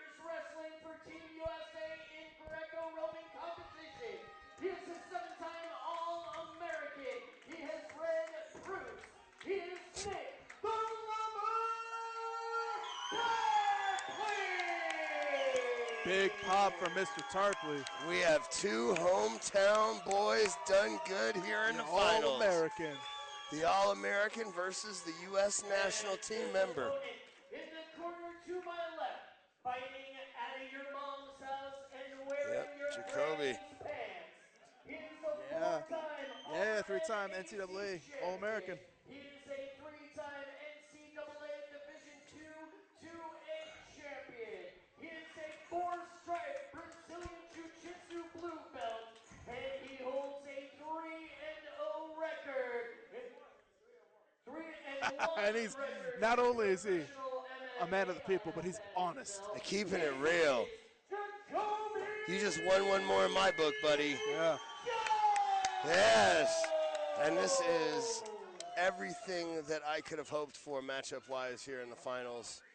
This is really different than I thought this bracket was going to go, but I'm really happy to see this matchup. It has been poetry, and it has been strategy, and it has been fascinating all night, man. We have been treated to some truly spectacular shoot pro wrestling here. It's not over yet. I don't know about you, but I got a little butterflies. Whoa! He came for the flying head scissors a la Rey Mysterio. This is going to be interesting, whether he decides. I mean, obviously he's going to wrestle with him, but he's more folk style. He's going to be shooting a lot more.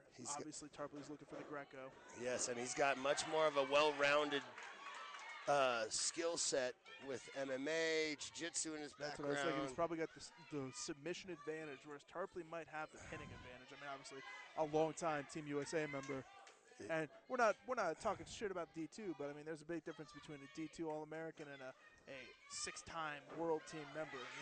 That's exactly right, or even a D1 All-American. Yeah. Famous story in professional wrestling when actual wrestling match broke out between Kurt Angle and Brock Lesnar. Yes. And Brock was a much larger, younger man, but there are levels to this game. Yes, and you cannot put it past Kurt Angle. No, and the Olympics and the national team is the highest possible level. As good as to be a national champion in college is, that is only the entry to the Olympic level of this game, and you are seeing it right now. He's got a tremendous control. He's looking for the twister or the wrestler's guillotine. Yeah. Oh, and we've got a rope break. Fantastic work of the rule set. Both gentlemen, they're getting into the nitty gritty, and this is going to be fun. We got a restart, neutral position from the feet. What is it? Feinting the kick. Feinting the kick. He just did. A little showmanship, trying to throw his man off. Tarpley looking for that throw by. That may not work in the way you wanted it to if you give a guy like Tarpley. Beautiful topside control. Oh, the Greco guy getting a Greco. Down. Rope break. Rope there was break a rope again. break. Yep. Great use of the rules. Yep. Great use of the rule set. Yep. Oh, and we're getting some heel action going from the crowd. Very clear. Oh, yes. That the foot works as a rope break. Hey, but the crowd is on their feet here in the finals at Shoot Pro Middleweight Tournament Championship. We are seeing some skullduggery, old chap, and we said it. If you ain't cheating, you ain't trying. Exactly. Oh, right to the front headlock. Oh, he's looking for the guillotine. Oh, he's down. Shoulder staying up.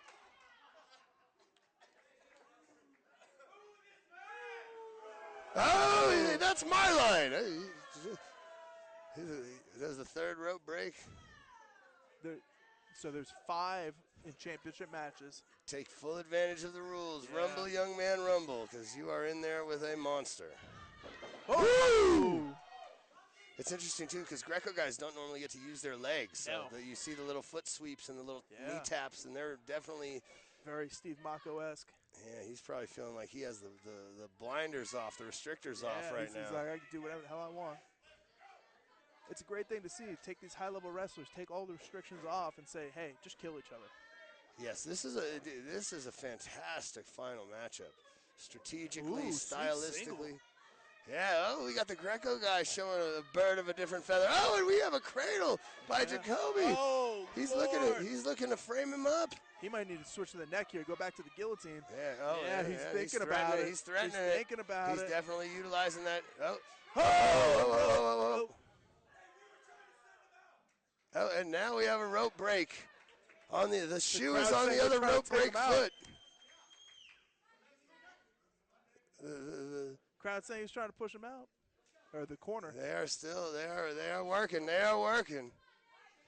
This is a strategy Oh, style. He's got a yeah. Did he tap Beautiful. for Yeah, that? yeah. There was a tap. It was that quick. Not tired at this point. Your second fall in the finals. Third, We've had all these matches. Nice. He's Yeah. shooting that outside single again. Beautiful. That was what led to the beginning of the end. So interesting to see Tarpley go back to it. Yeah, Tarpley's trying to open up that playbook. I think he's tired of everybody gearing their stuff against his Greco, perhaps, or maybe he's just trying to keep him honest too. Yeah. Yes. Very, very good call, my friend. It's just like we say in the submission game. You go low, high. Go to the legs, come back up high. Same thing in the wrestling. He's trying to make the legs go back so he can go into those shoulder throws. Yeah, and get his opponent a little bit more into the mindset of defending traditional wrestling double leg attacks, and then that's when he can go back into his Greco body lock work. Yes, exactly. The knuckle grip transitions are really interesting to me, seeing someone at that high level and the way that he's utilizing those grip transfers. Yeah, it's all about hand fighting. Beautiful Nice athletic double. He's on the guillotine, though. But he's floating over the top. Oh, he's doing into a great a job cradle. going for the cradle. That guillotine. Oh, was it counted? Did we get the fall? Yes. Yep. That is a 3 count for the second fall. Wow. Impressive. Your winner. Jacoby.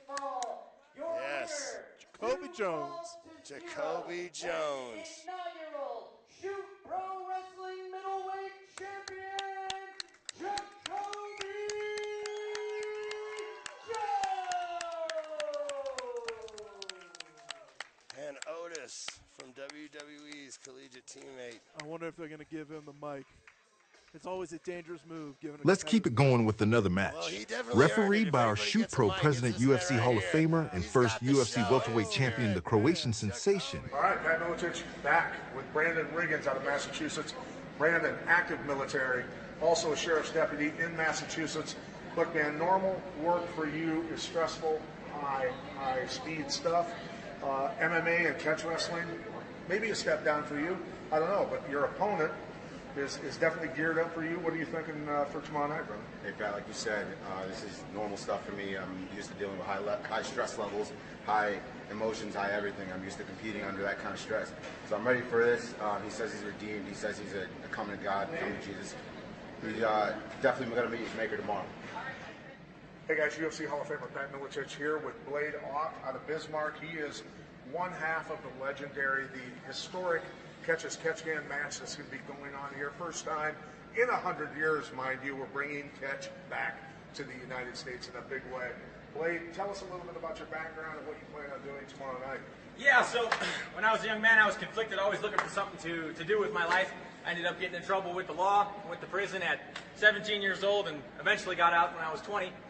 And I found the Lord, and then I found out that the Lord's calling has got me doing all kinds of things, choking fools out, putting people in arm bars, and fighting. So I get to come in here and showcase my skills. I'm going to end this match by any means necessary.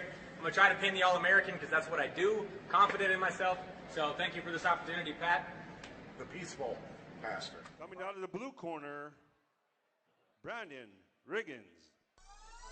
There he is, Brandon Riggins. I recruited this young man for my alma mater from Coach Charlie Vlado. He's a New England state champion out of Norwalk High, a multiple-time JUCO, junior college All-American. Coming out of the red corner, Blade. Yeah, Blade, this guy is a giant. Blade is 6'5", 206 pounds. We did a 215-pound catch weight. He is undefeated in North Dakota. For the first time ever in the state of North Dakota, wrestling out of the blue corner, a professional debut fighter. He stands 5'10", weighing in at 215 pounds. Fighting out of Springfield, Massachusetts. Let's give it up for Brandon Riggins. Wrestling out of the red corner, a professional wrestler also making his catch wrestling debut. He stands 6'5", weighing in at 214.2 pounds, fighting out of the capital city of Bismarck, North Dakota. Let's give it up for Blake. Ah! Oh, man. Jake, the energy here at the casino, man. The Skydancer Resort and Casino. Amazing. A literal diamond in the rough. As you see, special guest referee Pat Milicic, and let the action commence. Yeah, this is a hot room, man. The crowd is hot. You got UFC Hall of Famer. Takedown attempt there by Brandon. Nice sprawl by Blade on Blade with a go behind. It's that reach, man. Blade's got, Oh, yeah. Uh-oh, watch out for the pin, Blade. With that shoulder. Blade's got to watch his blades here. This is a 3 count or submission. That's it. Oh, and you see Brandon there getting on top and riding Blade. Looks a half Nelson attempt there. Looks like a cradle. Oh, no, the cradle. Yeah. He's got his head in there for a nice cradle. Again, 3 count or submission. Brandon takes it back once again. Look at Blade. Blade's the stud, man. He's undefeated in MMA in North Dakota. The guy's got 6 grappling wins. Whoa. Yeah, he is a seasoned grappler. We're going to see how he's affected by the rule set here, and if it benefits the All-American wrestler. Yeah, that's where I'm going with this exactly, Matt. I think that, I'm noticing with Blade, he's already doing a lot of wrestling moves like cradles, shoot in the half. These are things that I think could be a problem for someone. Looked like he was going for a head lever there and then went back to potentially a cradle. Now he's taking the back of Blade off, the undefeated MMA fighter. Yeah, Blade's got to get up. This is a bad spot for him. Yeah, Blade runs the risk of attempting to pull guard instinctively and getting pinned. Yeah, now mind you, what we have seen in other catch matches with jiu-jitsu guys, you can run it, you can play guard, you can do a guard strategy. Now, it's definitely not a crowd favorite, you get booed, but if you're there to win it, as long as you keep your shoulder up, you can play guard. I've seen it done. Absolutely. The Rosensweig match against Curran Jacobs being one classic example. Looks like he's going back again in the head lever position, something that I know he learned from Coach Vlado. He's got good control of the hips of Blade Uck. And Blade doing a good job avoiding the pin. He goes to his back temporarily. Again, this is the look, he's keeping that shoulder up. Yeah, it looks like he might be going for... With Blade, what you notice is what Billy Robson used to tell me about the catch rules that made it more action-packed, is Blade is exposing his arms every time he tries to keep the shoulder up. His arms are exposed for a stitch. Got great active hips, though, by Blade. Blade looked like he was going for a double wrist lock on the far side there, but he was still controlled by Brandon, and really good active hips by Blade off to buck the All-American wrestler. Yeah, it's going to be interesting to see how conditioning plays in here as the match goes on as well. These are longer periods than normal grappling. That's it. Both men. Nice, beautiful throw. Yeah, by Brandon. There by Brandon Riggins. Yeah, beautiful. That's it. Get that shoulder down. Looks like that shoulder down. Yeah, Blade's got to watch his shoulders here. Yeah, he's got to be. It's got to be a departure too for Brandon with the 3 count as well. Brandon with great control, making Blade carry his weight here. Taking the back. Uh-oh. Looks like he's trying to sink in a choke. Does he have it? He got the yes. I saw it. Blade got the choke. go, Brandon. Good job. First ball goes to Brandon, rather. Yeah, Brandon Riggins gets the choke over the much taller Blade Ock. And we're just going to continue round one. To clarify the way it works here, 5-minute rounds, and after the fall, the round continues. It does not stop. So Yeah, we're still in round one. This is a variation on the Super rule set. This is the very first ever catch wrestling cage match. Yeah, and great control there by Brandon as Blade looks to go for a double wrist lock on the far arm of Brandon. Time, okay, so Yep, just to clarify.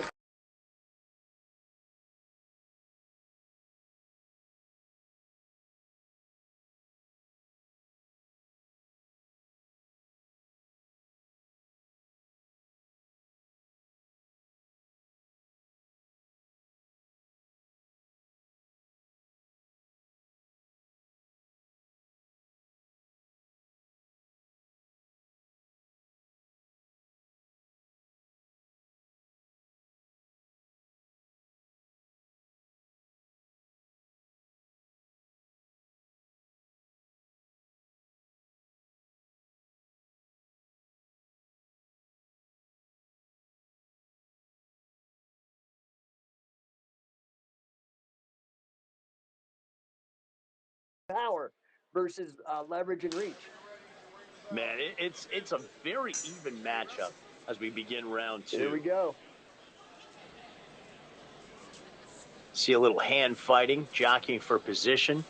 I am impressed thus far with Blade's wrestling. Oh, Blade going for a jumping front headlock guillotine there. Man, and Brandon sent him crashing to the mat. Whoa, oh man, attempting to figure four that leg, and Brandon having none of it with a nice go behind. Yeah, you know, Brandon his reaction like IQ is amazing. He really responds well, very quickly. Yep. And Blade Ock attempting to hip into his opponent, into Brandon Riggins. Oh, they got it. Yeah. Oh, he's sinking in a choke. Oh. Blade sinking in a choke. Does he have it? The old That's sleeper looking. hold rear naked choke. I can't UFC see. Hall of Pat's gonna Famer, have to Shoot tell Pro us. President, Pat Miletich, close to the action. Oh, and Brandon taps out. Whoa. Man, Jake, you got a seesaw battle here. This is why we have the best of three falls.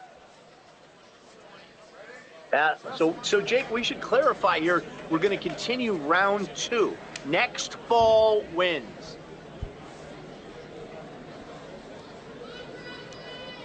Some hand fighting again. Man, I'm really impressed with that choke from Blade Ock.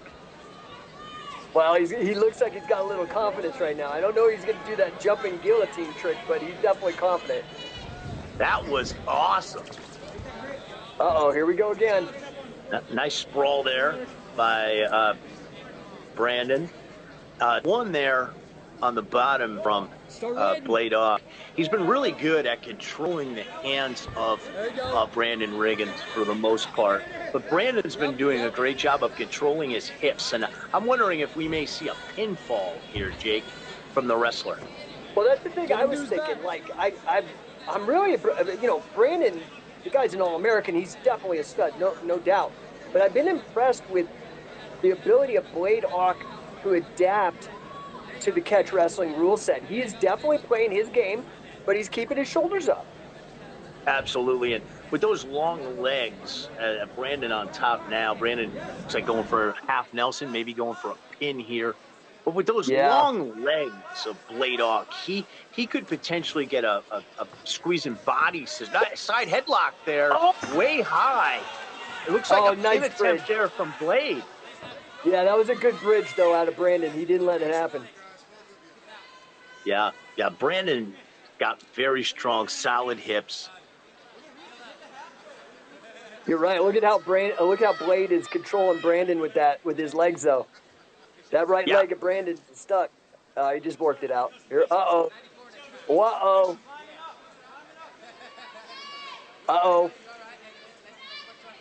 Man, it looks like you see those long legs of Blade Ock, and they're not active right now. He's got to get those hips active. That's it. He's got to get up. He's got to stand up. He's in a bad spot. It looks like Blade has him in jeopardy for another choke potentially. Yeah, he's setting it up right now. Sleeper. Yeah, it looked like Brandon may be going more for a face lock. It looks like Blade is tucking the chin there. He doesn't have it. Oh, he got out, and he reversed it. Ooh. Great go behind there by yeah, Blade you got to wonder where's Brandon is gassed right now. Yeah, absolutely. Now Blade, he looks to be a little high here, going for the choke. Yeah, I think he might shake him off. Who's in trouble? You don't like Brandon? Don't like that. Brandon's in a lot of trouble here. Using those long legs. And you know, you see that beautiful scoop there by Blade Ock. Really impressed with the hips of Blade in this matchup. And you know, again, I keep it. You know, obviously Riggins is just a stud, but you know, I really have to commend Blade's attitude. Not only that, he didn't butt stick. He did it again. That crazy jumping guillotine. Oh man, what a match, Jake! This is an evenly matched here. Yeah, people are getting their money for it, man. We're getting all 3 falls out of this one. You know, Mariah Prussia putting on a great card here, defying the fight. UFC Hall of Famer Pat Miletich, also Shoot Pro president, our referee. And that will be the end of round 2, just to clarify. So just to break things down for the fans, it's Brandon Riggins 1 fall, Blade Ock 1 fall. This will be your 3rd and final round. At the end of 2 rounds, the match is tied 1-1. Man, this crowd is loving the catch wrestling rules. I think we might know we know that Shoot Pro appeals to the pro wrestlers. We know that Shoot Pro appeals to the grapplers. Well, now we know Shoot Pro appeals to the MMA crowd too. Absolutely, and you know, variety is the spice of life, and these folks have been treated to some fine MMA fights here from Mariah Prussia and Define the Fight. But, you know, this is back to the future. We're taking combat sports back to the future here with Catch As Catch Can in the cage. Here we go. Let's go. Crowd's hot. 3rd and final round. Both guys jockeying for position here. Pound driver. Well, you know, the thing that Shoot Pro solves is a lot of times for those of you that have been around the game for a while, you know, if you go to a judo tournament, a jiu-jitsu tournament, even a scholastic wrestling tournament, sometimes it's a little boring. I'm just going to be real. But with the Shoot Pro rules, with having a submission and a pin, I mean, this is a perfect example. And the athletes, one's a wrestler, one's jiu-jitsu, and the action has been nonstop. Absolutely. And you see in that collar and elbow tie-up exchange here, both guys tend to be a little weary here at this point. Nice fake there, Juke. I think they're tired too. Oh, and speaking of which, takedown attempt from Brandon Riggins. Oh! Beautiful sprawl, and we may have a choke. We may have a finish here from Blade Ock. Oh, he's got it. Is it? I can't tell. Looks like he's more of a face lock. Brandon doing